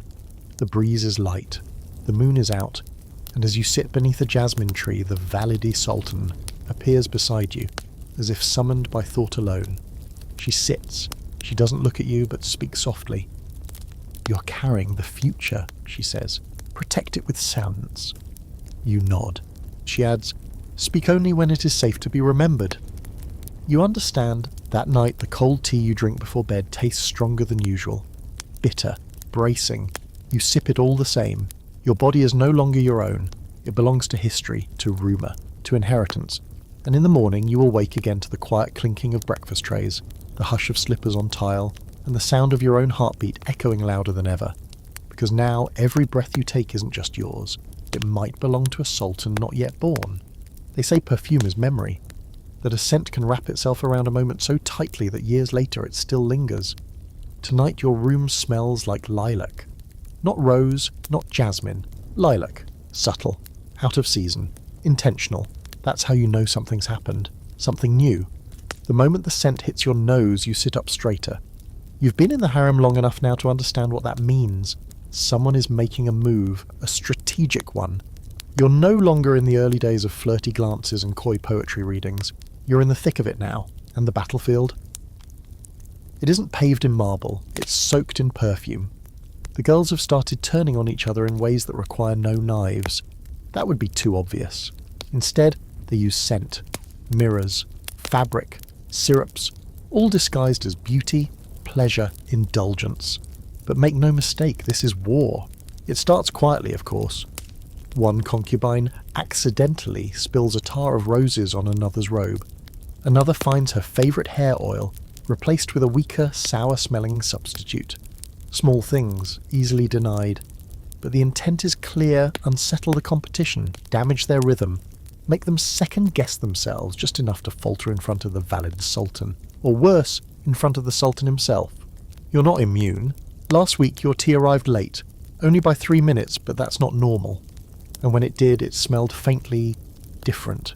Still sweet, still warm, but the usual saffron undertone was missing. You didn't drink it.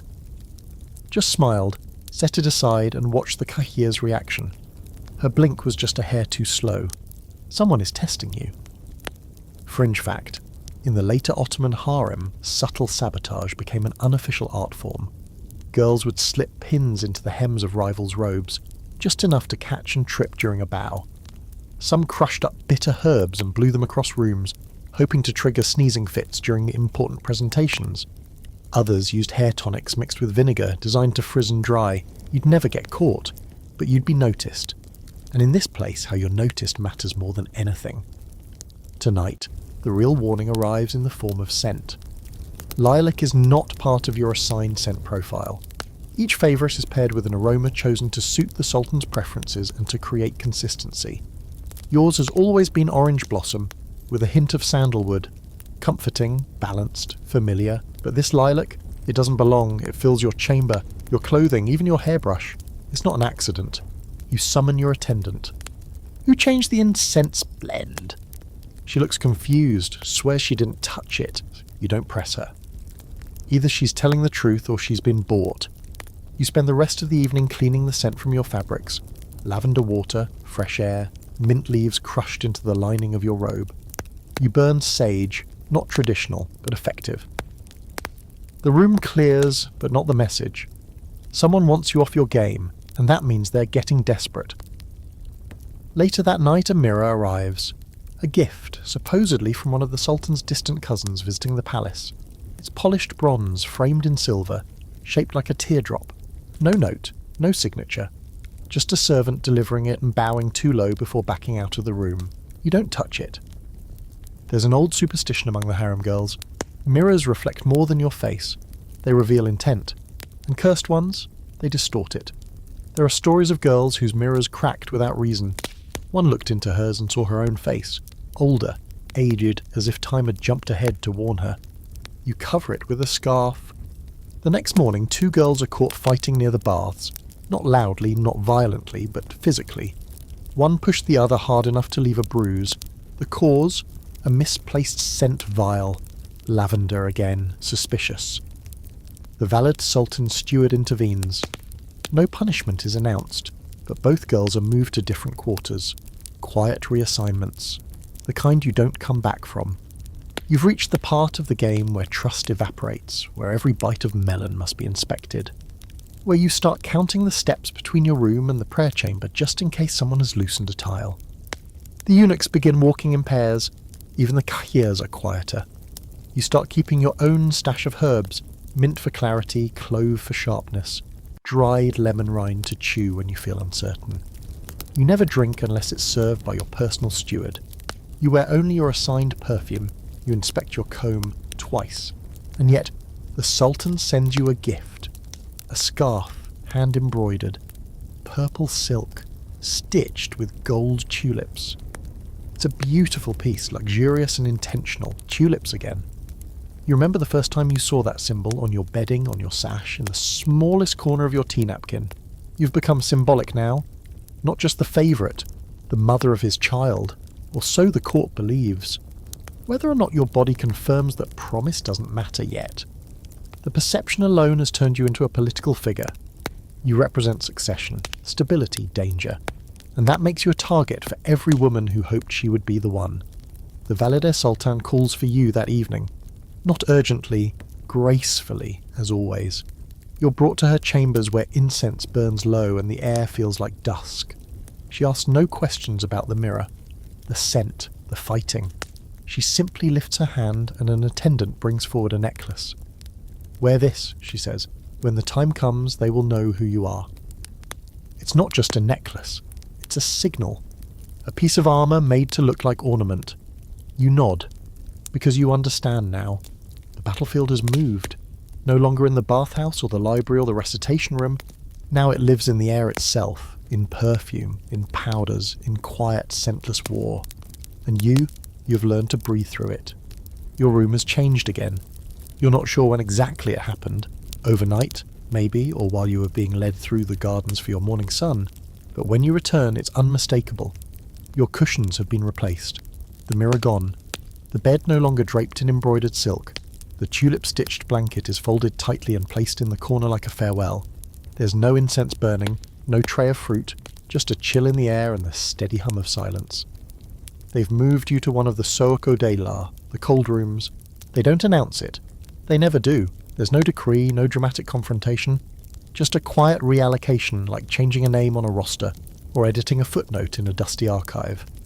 You wake up one day and you're not in the centre of things anymore. You're on the edge, outside the glow. And the worst part? You don't know why. You go over every detail in your mind. Did you speak out of turn at the last tea with the Valid Sultans? Did someone poison your name with a lie? Did the Sultan grow bored, or worse, lose favour with you for reasons never to be shared? There are 100 possibilities and no answers. This room, this cold room, is smaller. No view of the gardens, no fountain to drown out your thoughts. Just bare tile, a single window too narrow to let in much sun, and a bed that smells of soap and old jasmine. Not rosewater, not sandalwood, just clinical, forgotten. The cold rooms are for women who are no longer favourites, but not yet discarded. A holding zone, a soft exile. They say the Valide Sultan places you here when she's still deciding what to do with you, or when she wants others to see what happens when favour fades. Fringe. Fact. These rooms were not metaphorical. In Topkapi Palace and others like it, certain wings were specifically designed to isolate concubines who had fallen from grace but hadn't committed any punishable offence. They weren't imprisoned or punished, just set aside. The term cold referred not to temperature, but to emotional status. It meant the warmth of attention was gone. It was a silent sentence. You try to stay calm, you sip your tea. It still arrives, just less fragrant, cooler, served with dates instead of honeyed almonds. Your attendant still bows, but doesn't linger. The eunuchs pass your door more quickly now. You're still in the harem. But now it feels like the edge of the world. You remember a girl from your early days, Yasemin? She was quiet, elegant, favoured for a time. Then one day she disappeared. Later you found out she hadn't left the palace, just moved to a cold room, stayed there for 6 months, then reassigned to a provincial court as a diplomatic bride. Not a punishment, not a reward, just a redirection. You don't want that. So you begin to investigate. Not outwardly, of course. Just quiet questions, soft observations. You discover slowly that another girl has risen. Her name is Delara. She's young, with a voice like spun sugar and hair so dark it seems to absorb candlelight. You remember her vaguely, from poetry lessons. Always in the back, always watching. Now she's being summoned at night. Now she's the name whispered behind painted fans. Now she's the one receiving trays with lilac-scented scarves. And you realise what's happened? They're replacing you. You should feel rage, but mostly you feel disoriented. Was it too fast? Were you too visible? Too quiet? Not enough poetry? Too much caution? There are no rules for this part, only consequences. So you adjust. You make your bed perfectly each morning. You braid your hair even though no one sees it. You burn the last of your sandalwood stash in the corner, just enough to make the room feel less like a tomb. You read. You write poetry. You hum lullabies to yourself as you pour your tea. And in the silence, something strange begins to happen. You start to remember who you were before this place. Not just the robe or the scent or the carefully practiced bow, but the girl before the veil, before the rituals, before you learned to speak with your eyes and hide ambition in a half smile. You write a letter, not to be sent, just to release the thought. If you no longer see me, I still exist. If my name is forgotten, I still breathe. If I am a shadow now, it means I was once light. You burn it after writing it, of course, but the flame warms your fingers. And one day, a surprise, the Valide Sultan sends for you. Not to reprimand, not to dismiss, just to observe. You enter her chamber, bow low, and wait. She looks at you for a long time, then says simply, "You are quiet. Too quiet. That's dangerous here." You nod. What else is there to say? "But," she adds, "you are not forgotten." You're dismissed with no further explanation. That night, you return to the cold room. Still yours, still silent. But a new blanket has been left on your bed. Purple, stitched with tulips, and in the corner, a single mirror, just large enough to see your whole face again. The palace has its own calendar, not the one marked by sultans' births or holy days or court festivals, but the secret one, the celestial one, woven into the walls of the harem like a second skin. You learn this as your days stretch out in the cold room, and the silence begins to sharpen your senses. Time here doesn't tick by clocks, it breathes through moonlight, sighs in incense smoke, and slides along the marble halls with the ease of shadow. Tonight, the moon is full. You know this not because someone told you, but because the whole harem moves differently. The bath steam is thicker, the music lingers longer before it fades. The food is richer, heavier, as if even the spices want to be remembered. And most telling of all, the astrologer has arrived. No one talks to the Munekchim Basha, the palace astrologer, unless invited. He appears only when the stars demand it. His robes are always dusted in chalk and ink, his fingers stained with midnight blue, and his eyes never seem to settle on the ground. You've passed him once before, months ago, in the library corridor. He didn't blink, just murmured something about Jupiter rising and kept walking. Tonight, Talkentor, he's here for calculations. Not war, not taxes, something much more delicate. The timing of a visit. It's not yours, not directly, but you've been here long enough now to sense when a girl is being considered. Her bath time shifts, her robe colour darkens, her sleep is lighter, her eyes glitter, not with pride, but with fear disguised as hope. You notice one such girl this week. Small, sharp, always with her prayer beads. You catch her looking at the stars through the latticed windows. And then you see the astrologer visit her corridor. That's how it works here. The Sultan's schedule isn't decided by appetite or affection. It's mapped in stars. A woman might be chosen, but if Venus is in the wrong house, or if Saturn's angle over the Bosphorus casts bad omens, the visit is postponed, sometimes for weeks, sometimes forever. Fringe fact. Ottoman astrologers were deeply integrated into royal decisions. The Sultan wouldn't declare war without checking the stars, and he certainly wouldn't sleep with a favoured concubine unless the planetary alignments promised fertility or peace. Certain phases, like when the moon passed through Pisces, were believed to promote strong suns. Nights ruled by Scorpio, avoided like poison. You begin watching the sky now, not because you expect to be summoned, those days may be over, but because you realise the stars might be the only honest thing in this place. They don't whisper, they don't betray, they just burn. You ask the Kahya if there's a calendar. She raises an eyebrow, but doesn't stop you. Later that day, a thin scroll appears at your door. Handwritten, ink still fresh. It's a lunar chart. You study it, tracing the days with your fingers. You begin to match events to patterns, Dilara's rise aligned with the Venus conjunction. Your own shift to the cold room, a lunar eclipse, not symbolic, cosmic. You're not the only one watching. Several girls begin gathering at night in the garden windows, comparing notes on moon phases and which oils to use during each cycle. Lavender for waning moons, amber for new ones. One girl claims that sleeping with your pillow turned north ensures the Valida Sultan dreams of you. Another insists her last summon came after rubbing rose petals on her temples during a waxing crescent. You try it. Why not? That night your dreams are vivid. Not of the Sultan, not directly, but of water. Endless water reflecting the moon. You wake feeling oddly certain, not hopeful, just awake, present. Then comes a surprise. You're summoned, not to the Sultan, but to the astrologer. He meets you in a side chamber lit only by candlelight. Charts cover the walls, strings hang from the ceiling, mapping imaginary constellations. He looks at you without expression. You were born under Taurus, he says. Do you know what that means? You shake your head. It means you're hard to move, but once moved, impossible to stop. You don't know what to say to that. He adds, your star is in shadow now, but not gone. You leave without being dismissed. That's apparently the protocol. Just stand, walk out, don't ask questions. The astrologer watches you go. Back in your room, the mirror's gone again. But the lilac is back. You sit on your bed and close your eyes. The stars are shifting. You don't know if it's for you or against you. But you know enough now to understand that in this place, timing is everything. Not beauty, not charm, timing. The girl with the prayer beads is summoned the next night.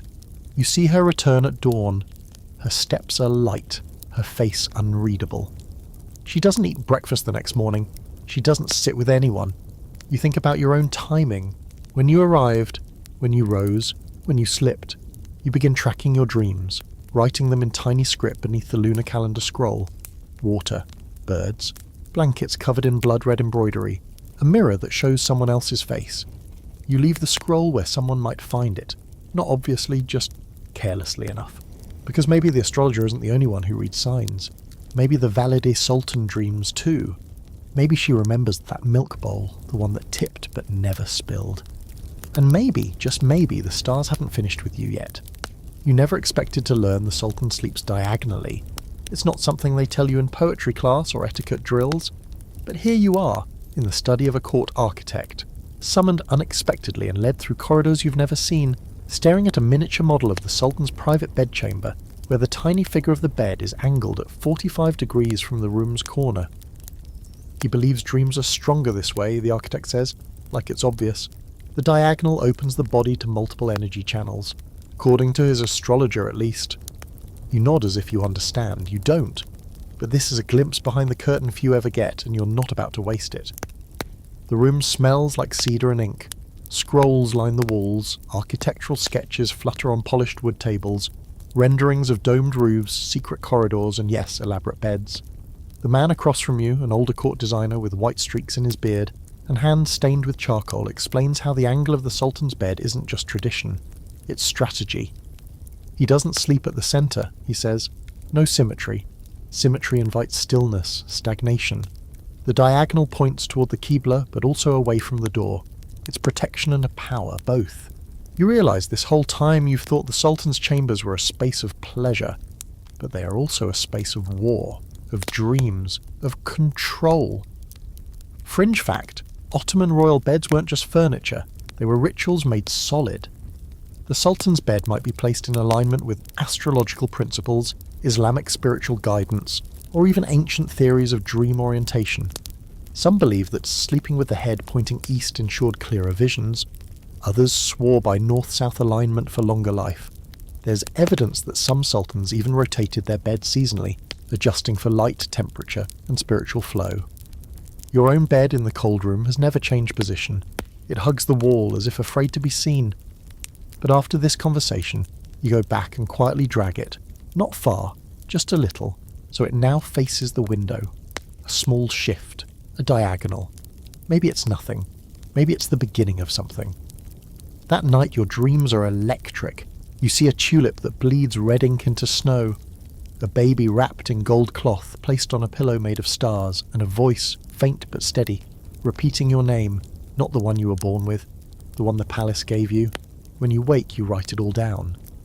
In the days that follow, the architect returns, this time to your quarters, quietly without ceremony.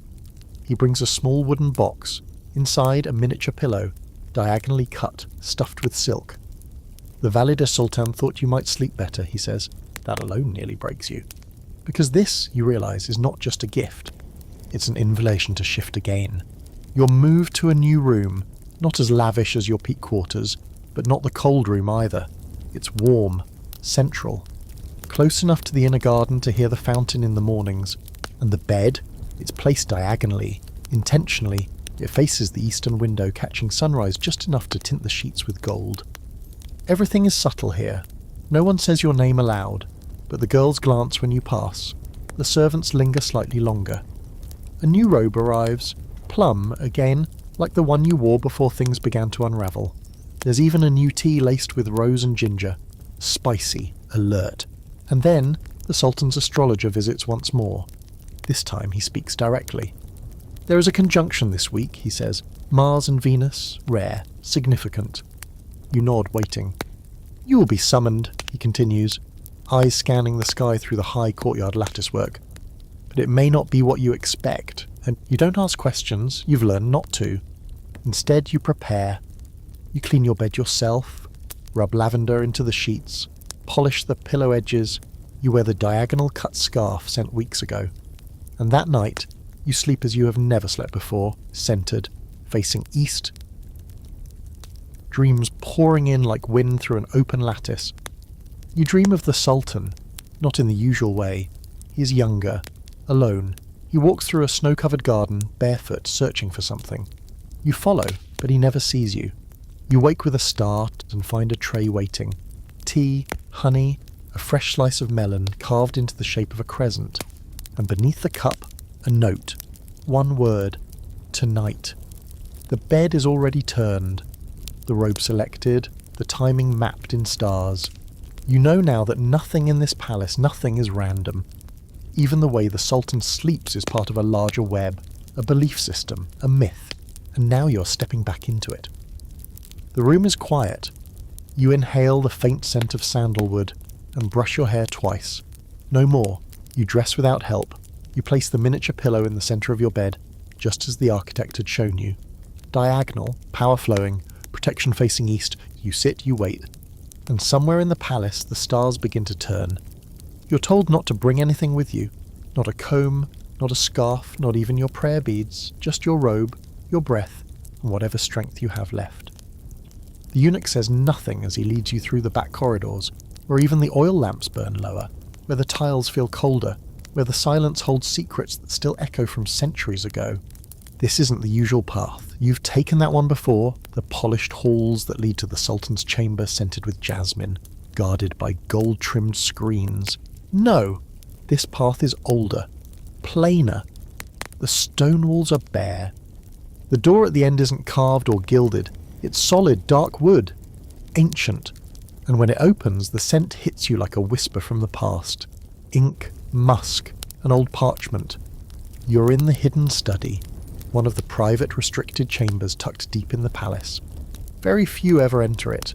Even fewer leave with their name spoken again. And yet here you are, in your plum robe and bare feet, standing beneath a ceiling painted with constellations and surrounded by shelves lined with books, not just books, manuscripts, hundreds of them, bound in silk and leather, edged in gold, hand-painted, hand-guarded. You step carefully, almost reverently.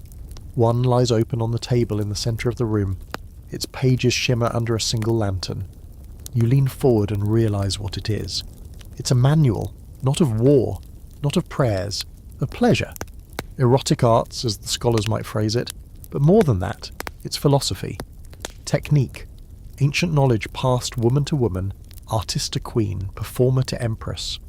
The calligraphy is flawless, looping in dark ink across creamy paper.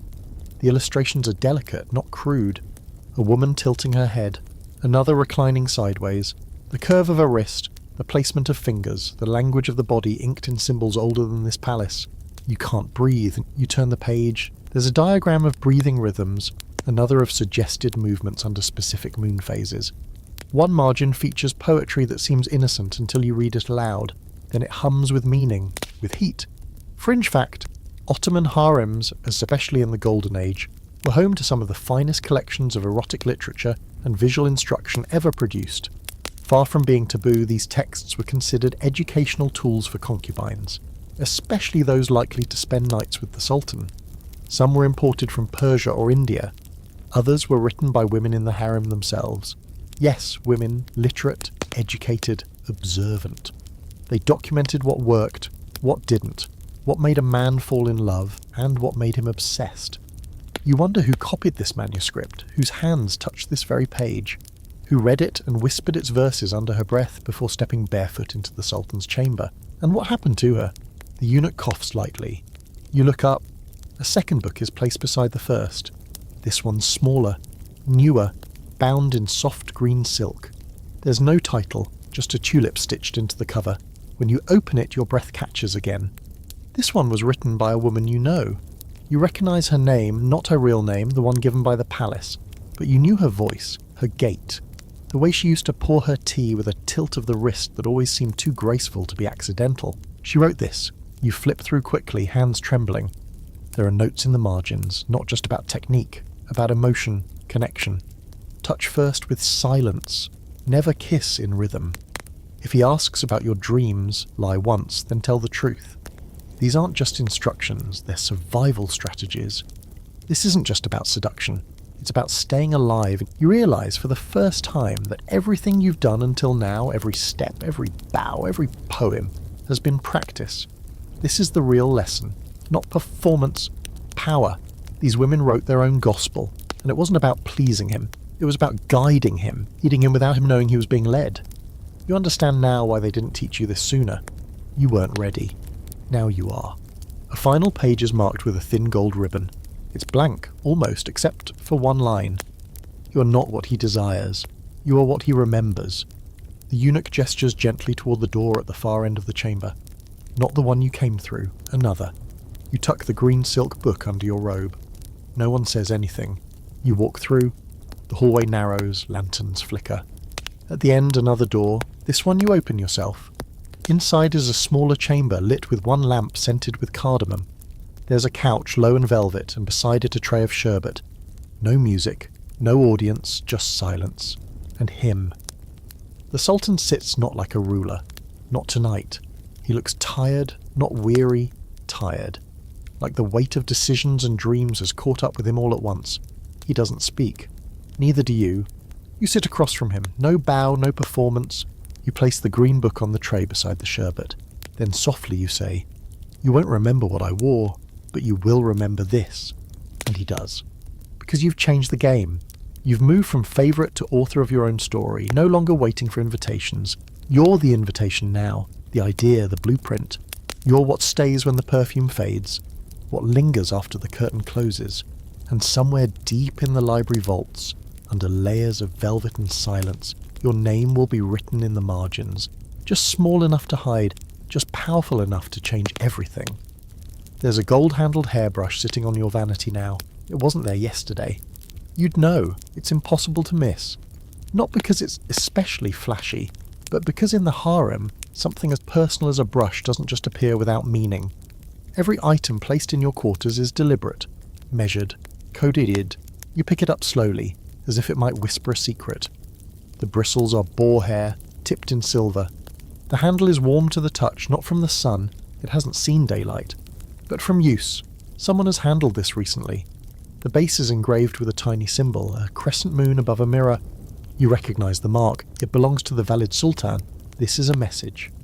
You were given this brush to remind you of who you are. Not as a decoration, not as a gift, as a test. Because here, grooming isn't vanity, it's control.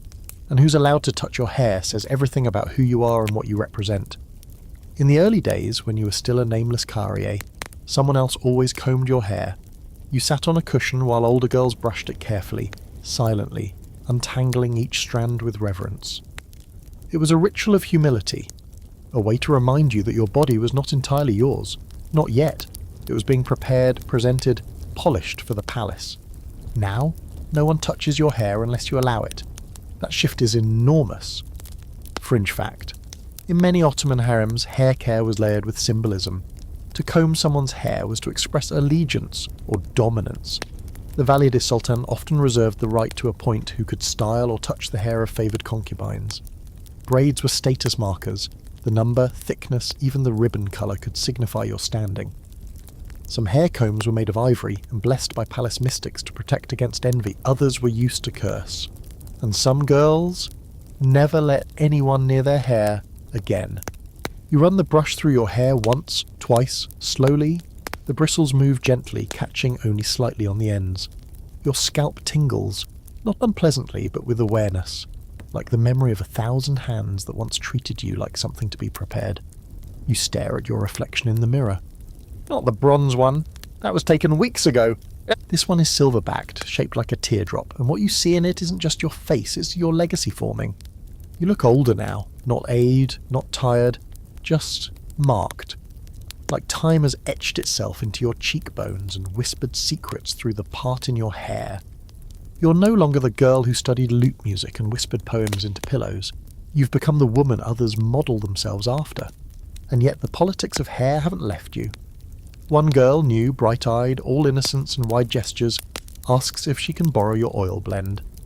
The clove lavender one, the one that once triggered rumours about your ascent. You smile and tell her no, kindly but firmly. She bows, but her cheeks pink. Later, she walks past your quarters with her hair wrapped in a towel and a braid not quite dry. You know what she's doing, and you don't stop her, because now you're watching the game unfold from a higher seat. Still, you remember what Samil once told you. Never let them brush your hair when they're smiling too much. You thought it was superstition at first, until one girl had her braid sliced in her sleep, just enough to ruin the symmetry before a performance. Hair was her pride. It never grew back the same. Even the Valide Sultan understands the power of a strand. Once, a concubine snuck a lock of her hair into the Sultan's pocket sash. A love charm, some say. A curse, say others. That girl was reassigned the next day, sent to the summer palace with a whisper of scandal trailing behind her like perfume. You've never dared such a thing, not because you don't believe in it. Because you do. Tonight you receive a tray with a new mirror and 2 small bowls, one with henna, the other with crushed amber. No instructions, just the quiet suggestion. Change is coming. Prepare. You take the hint. You comb your hair slowly, braid it tightly, dip your fingertips in the henna, and draw a circle on your inner wrist. A protective mark. A quiet sigil. Something the older women used to do before walking into chambers where decisions were made in silence. As you finish, a slip of silk is tucked beneath your door. A note. No words. Just a symbol drawn in ink. A mirror. Again. This time cracked down the centre. A warning? An invitation? Both. You sleep lightly, the brush beneath your pillow, and in your dreams a hand reaches for your braid, not to pull it, but to trace it, gently, like reading a map. You wake with your hair untouched. But your position? Shifting again. In the morning, the brush is gone from under your pillow.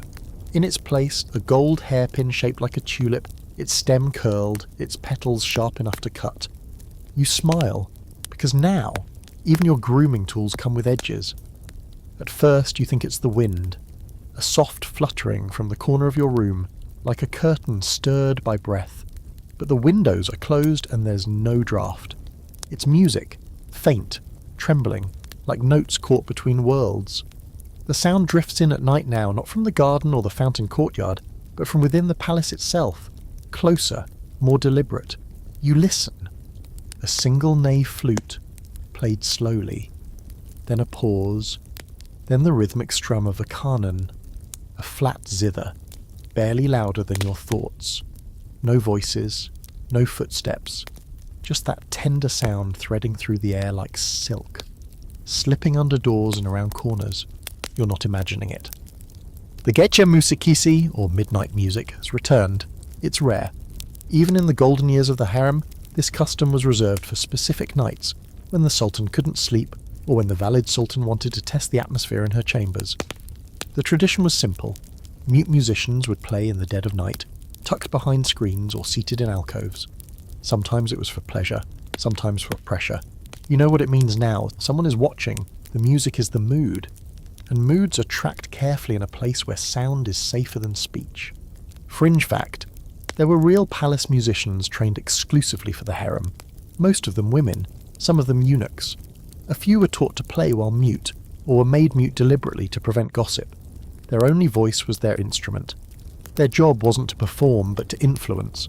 Certain scales were believed to cool tempers, others to arouse nostalgia, grief, or longing. If the Valide Sultan ordered a lullaby, it wasn't because she was tired. It was because someone needed to be reminded of gentler things. You lie awake listening. Tonight the flute dips into a sorrowful scale, full of unresolved endings. It makes your chest ache in ways you didn't expect. You rise and walk barefoot to the corridor, where the sound sharpens. You're not alone. 2 other girls are already there, listening in silence. No one speaks. You don't have to. The music is enough. One of them, a younger concubine with curls coiled high on her head, leans closer to whisper, "They're playing Rast Makama. It's a song of waiting." You nod. Of course it is. You spend the next few nights charting the music like others chart the stars. Certain nights bring lively Huzzam scales, other nights slow, prayer-like segah. One evening the music is so heavy with longing that a girl in your dormitory weeps quietly into her pillow. No one mocks her. Then comes the strange night. You hear something new. Not a flute, not a kanun, a harp. Distant, delicate, a melody unfamiliar but magnetic, drawing you to the window like a thread pulling tight. You press your ear to the frame. The song twists, resolves, stops, and the silence after is thunderous. The next morning the Sultan's court chamber remains dark, no breakfast trays, no orders. A hush settles across the harem. The musicians played for him last night, and the music had weight. You ask the bath attendant softly if she knows what happened. She shrugs but murmurs, "He is deciding." On what, no one says. But now the music becomes a message, and you begin reading it like scripture. A high-ud chord, tension, a soft nay scale in usak, reconciliation. And if the musicians stop completely, it means someone is being moved, up or out. Your own music returns to you gradually. One evening a lute is left by your window. Not new, worn smooth at the neck, the strings just slightly frayed, played recently by someone who understood rhythm and longing. A note is tucked beneath the strings. You once sang, you should again. You don't recognise the handwriting. You don't need to. The ink smells like saffron. The script curves like the Valide Sultan's own signature. You begin to practice at dusk. Quietly, one song at a time. You choose nothing seductive, nothing overt. A lullaby your mother used to hum, long before the palace took her voice from your memory. You play it again and again. The third night the window opposite yours lights up. A single candle burns all night. The fourth night the musicians skip their midnight vigil. Instead, a servant brings you sheet music. Blank, except for the title, Getsin Kula, the ear of the night. You compose your own version. You play it once, then stop. You let the silence do the rest. Fringe fact: composing music in the harem wasn't unheard of.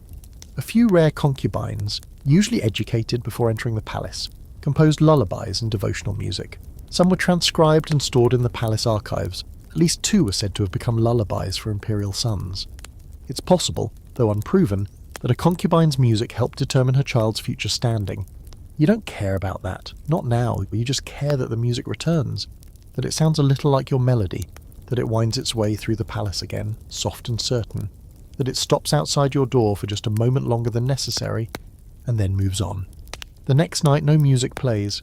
Just silence. But you swear you hear footsteps that pause outside your room. And something, a note, a rhythm, a presence, lingers in the air. You don't move, you just breathe and listen. Because now the palace isn't just watching you, it's listening. There's a rumour drifting through the harem like warm smoke tonight. A ridiculous, impossible, thoroughly believable rumour. It says the Sultan's dinner last night included dried lizards soaked in honey. Not because he's trying out a new palace diet, and not because the chef lost a bet, but because someone's trying to make him more interested, or less tired, Or maybe just easier to sway. The details vary, but the core of it remains. The kitchen has turned aphrodisiacal again.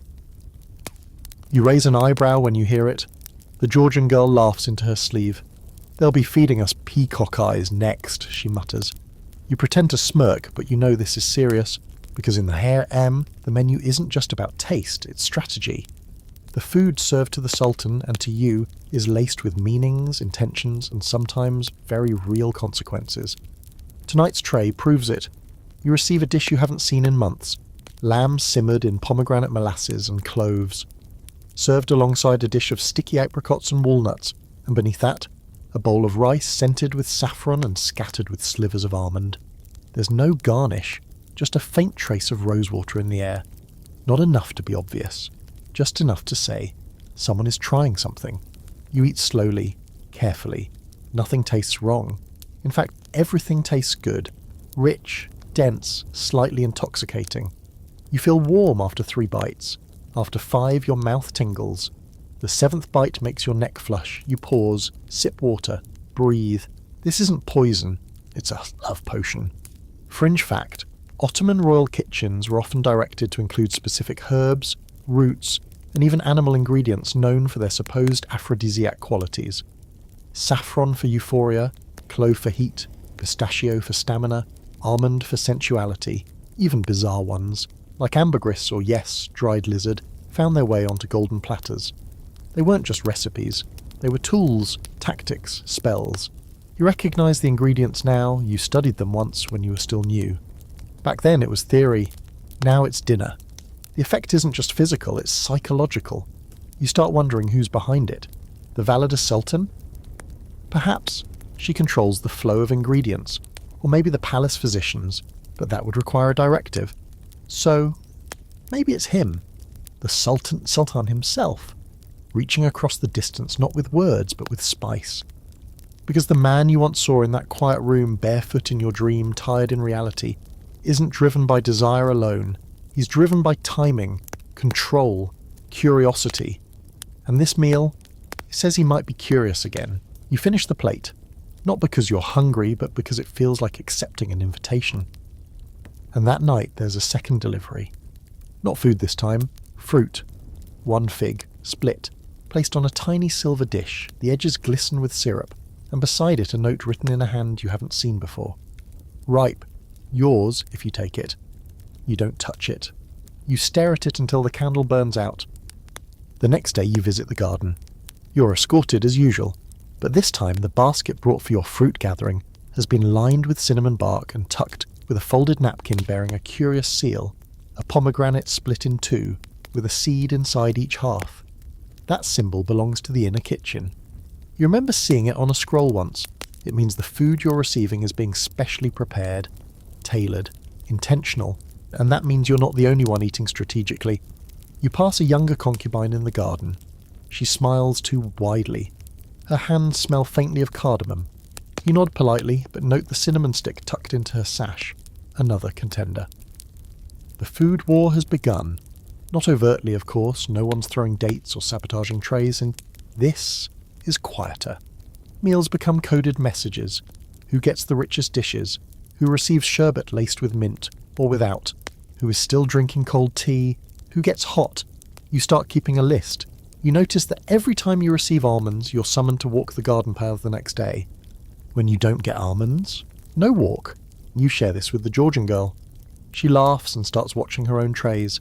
Soon the two of you are whispering over the breakfast like gamblers reading horse names.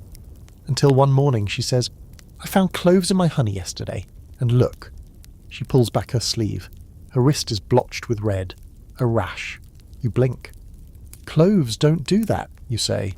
"No," she answers, "but saffron mixed with the wrong flower oil might." You both go quiet, because now it's not just seduction. It's sabotage again.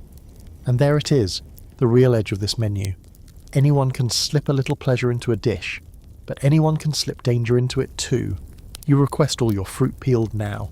You drink only sherbet that arrives sealed. You sniff every tray before you lift the lid. And still, you receive a rose petal folded like a butterfly atop your rice the next night. You don't know what it means, so you eat it, and wait. and dream of nothing but pomegranates bursting open in slow motion. In the morning your tray is simple. Bread, water, dates, neutral. But someone sends a single almond on a tiny plate wrapped in silk. You don't eat it. You wrap it and place it under your pillow. Because this game is no longer about food. It's about flavouring memory. About who will be remembered sweetly and who will leave a bitter taste behind. The tiles beneath your feet have cooled again.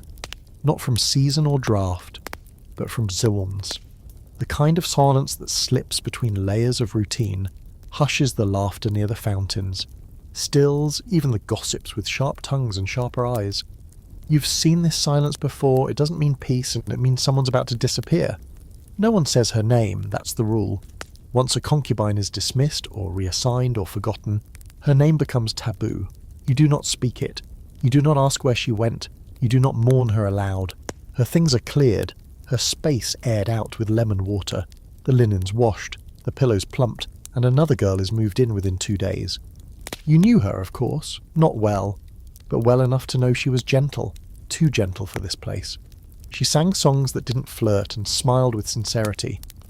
Maybe that was her mistake. Maybe someone resented it.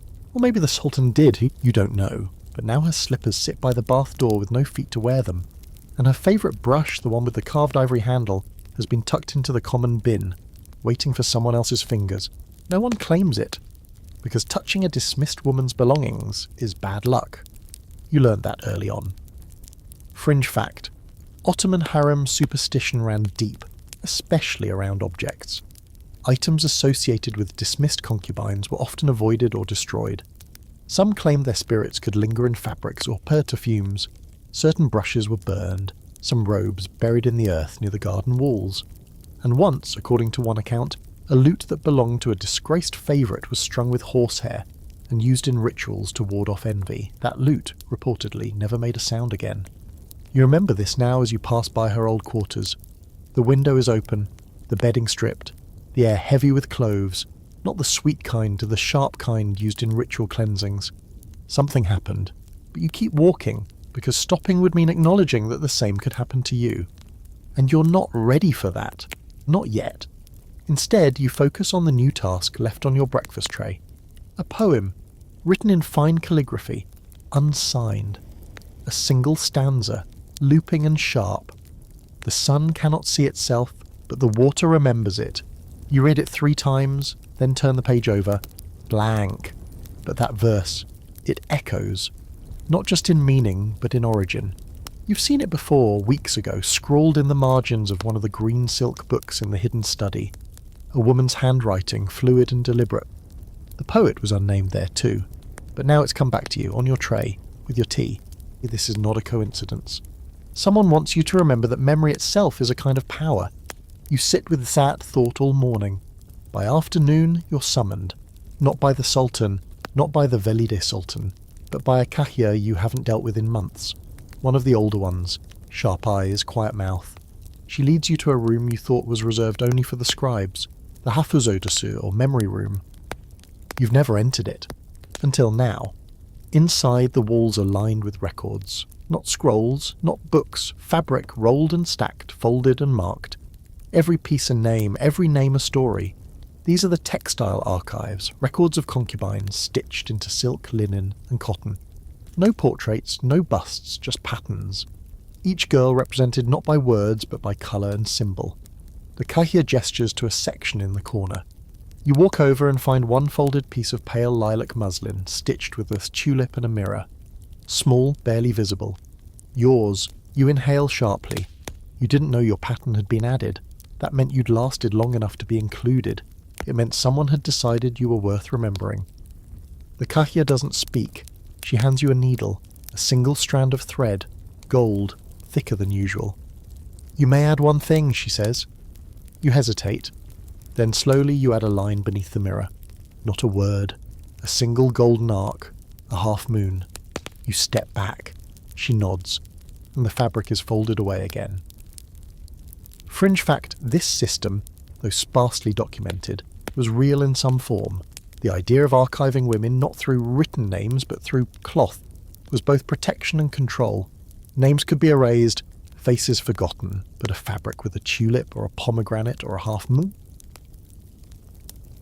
Moon? That could be passed down, decoded. The harem's own secret language. You leave the room feeling weightless. Not light, weightless. Like someone just peeled away a layer of your fear and folded it into fabric. And that night, when the music starts again, low, slow, wordless, you hear your lullaby in it. Not the same notes, but the rhythm. It's unmistakable. Someone remembered. The sultan, the valider, someone else? It doesn't matter. Because now, every step you take echoes with the knowledge that you are recorded. Sewn. A part of the palace's invisible truth. Not just a favourite, not just a shadow. A name in thread. And thread once pulled changes everything. The wind changes direction 3 days before the equinox, and the whole palace tilts with it. Not literally, but in mood, in movement, in the way slippers slide more cautiously over tile, and the way tears poured with a little more silence. There's a charge in the air, invisible but undeniable. You feel it in your teeth, in the tension behind your knees. Even the cats seem more alert, perched on ledges, watching shadows that don't move. You wake with a sore throat and a strange certainty. Something's about to end, or begin. The Valid Sultan sends you a robe. Not another plum or gold number. This one is dark green, nearly black in candlelight, with no embroidery. Nothing ornamental, just a heavy sash and a single tulip pin tucked discreetly inside the inner lining. You wear it without asking why, because you already know. The entire harem is buzzing without noise. Girls walk faster. Kahyars press lips into thinner lines. Even the bathwater runs hotter. People are preparing, though no one says what for. There's no festival, no official ceremony, not even a rumoured royal visit. But you see it in the small things. The lute strings in the music room have been replaced with silk. The astrologer was seen pacing in the courtyard after sunset, muttering about Mars moving into Pisces. And the peacocks, all confined to the inner garden, caged for the first time in weeks. Too many omens, and then midday, a eunuch arrives at your quarters with a box. He says nothing, leaves it on your pillow. You open it slowly like it might bite. Inside is a pair of slippers, red, velvet, narrow-toed, soft-bottomed. You stare at them for a long time, because everyone knows what they mean. The red slippers are a signal, a summoning, the oldest tradition in the harem. When a girl is chosen to spend the night with the sultan, she is given these shoes. She wears them to the baths, to dinner, and finally to the chamber where she will be received. They're symbolic, a flare of status, of intimacy, of power. You thought you'd never see them again, but here they are. And this time there's no blushing Kahya smiling behind her fan, no whispered gossip behind your back. The box was delivered in silence, with reverence, with certainty. You sit on the edge of your bed staring at them until the candle gutters out beside you. This isn't like the first time. You're not a trembling girl trying to remember how to breathe. You're something else now, something quieter, sharper. You bathe and you braid your hair with precision. No loose strands. You line your eyes but lightly. No drama, just emphasis. You choose no perfume, not tonight. Instead, you press a single clove bud between your fingers and let the warmth of your skin release its scent. You put on the slippers. They fit perfectly. Of course they do. The hallway is empty as you walk. This isn't a parade, it's a procession. Each step feels heavier than the last. Not with dread, but with memory. You've taken this walk before, when you were new, when you thought power was something someone handed you in a gold bowl, but now you know better. Power is in the walk itself. You arrive at the final corridor. It curves inward, past the shadowed courtyard and the guards who look away. You step into the Sultan's private chamber and smell it instantly. Amber and cedar and the unmistakable sharpness of saffron ink. He's been writing. You don't bow. Not at first. You wait for him to look up. And when he does, the stillness is absolute. He studies you as if seeing something for the second time, not unfamiliar, but clarified, like fog lifting from a mirror. He gestures to the couch. You sit. The room is smaller than you remember. Or maybe you're just bigger now, not in body but in presence. The walls, the curtains, even the wine-dark carpet at your feet. They've seen so many girls before you. But tonight, they remember you. He speaks softly, asks if you've been well. You answer honestly. No one is ever just well here. He smiles.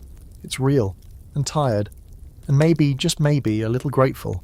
He pours tea himself. No servants, no audience. You drink together in silence. Fringe fact, Marquez. In the later years of the harem, records show that the Sultan's most meaningful relationships often unfolded not in lust, but in conversation. Some concubines rose to influence not by beauty alone, but by presence, by saying little and listening well. One was said to have rewritten state letters while sitting quietly beside him. Another held his hand through the fever that nearly ended his reign. You don't reach for his hand, not yet. Instead, you recite the last line of the poem you were sent. The sun cannot see itself, but the water remembers it. He repeats it, quietly, and then he asks, "Do you remember me?" You say, "I remember what you asked did before you ever spoke." He nods. And then, the rest unfolds not in hunger or ceremony, but in heat and weight and history. The room breathes with you. The ceiling doesn't seem so high anymore, and when you lie beside him, your heart doesn't race like before. It doesn't need to. It already knows this is a turning point. Later, when he sleeps, you rise. You walk barefoot across the tile, out of the chamber, back into the corridors of the harem. You carry the slippers in your hand. They're still red, still soft, but they don't define you now, you do. And tomorrow, you will be more than remembered. You will be written. The morning after, the world feels slower. Not heavy, just quieter, more thoughtful. You sit by your window, the one that overlooks the inner garden, where the peacocks have finally been released again. They strut without urgency, their feathers dragging like forgotten banners. The fountain bubbles in its usual rhythm, and even the roses seem to lean closer to the sunlight, stretching towards something they've always known but never named. You sip your tea, just plain this time, no floating rose petal or mysterious spice, and let the heat curl around your fingers. It's the kind of morning that feels like an exhale after years of holding your breath. No one knocks, no one calls for you, and yet the silence speaks volumes. Outside, a younger girl walks past in slippers just a shade too large. She glances toward your window, not with envy, but with wonder. You recognize that look. You wore it once, before your name was ever stitched in thread or whispered across incense smoke. Your robe still smells of clove. You don't change it. You think of the red slippers now tucked under your bed, of the books you read in secret, of the music you compose, the lullaby still echoing through the arches at night. You think of the cracked mirror, the diagonal bed, the empty brush, the almond you never ate, and you smile, because now your legacy lives not in what you took, but in what you refuse to give away. Control, dignity, silence that roars louder than applause. In this palace of velvet cages and perfumed war, you didn't just survive, you wrote your name in thread. And you taught the walls to remember it.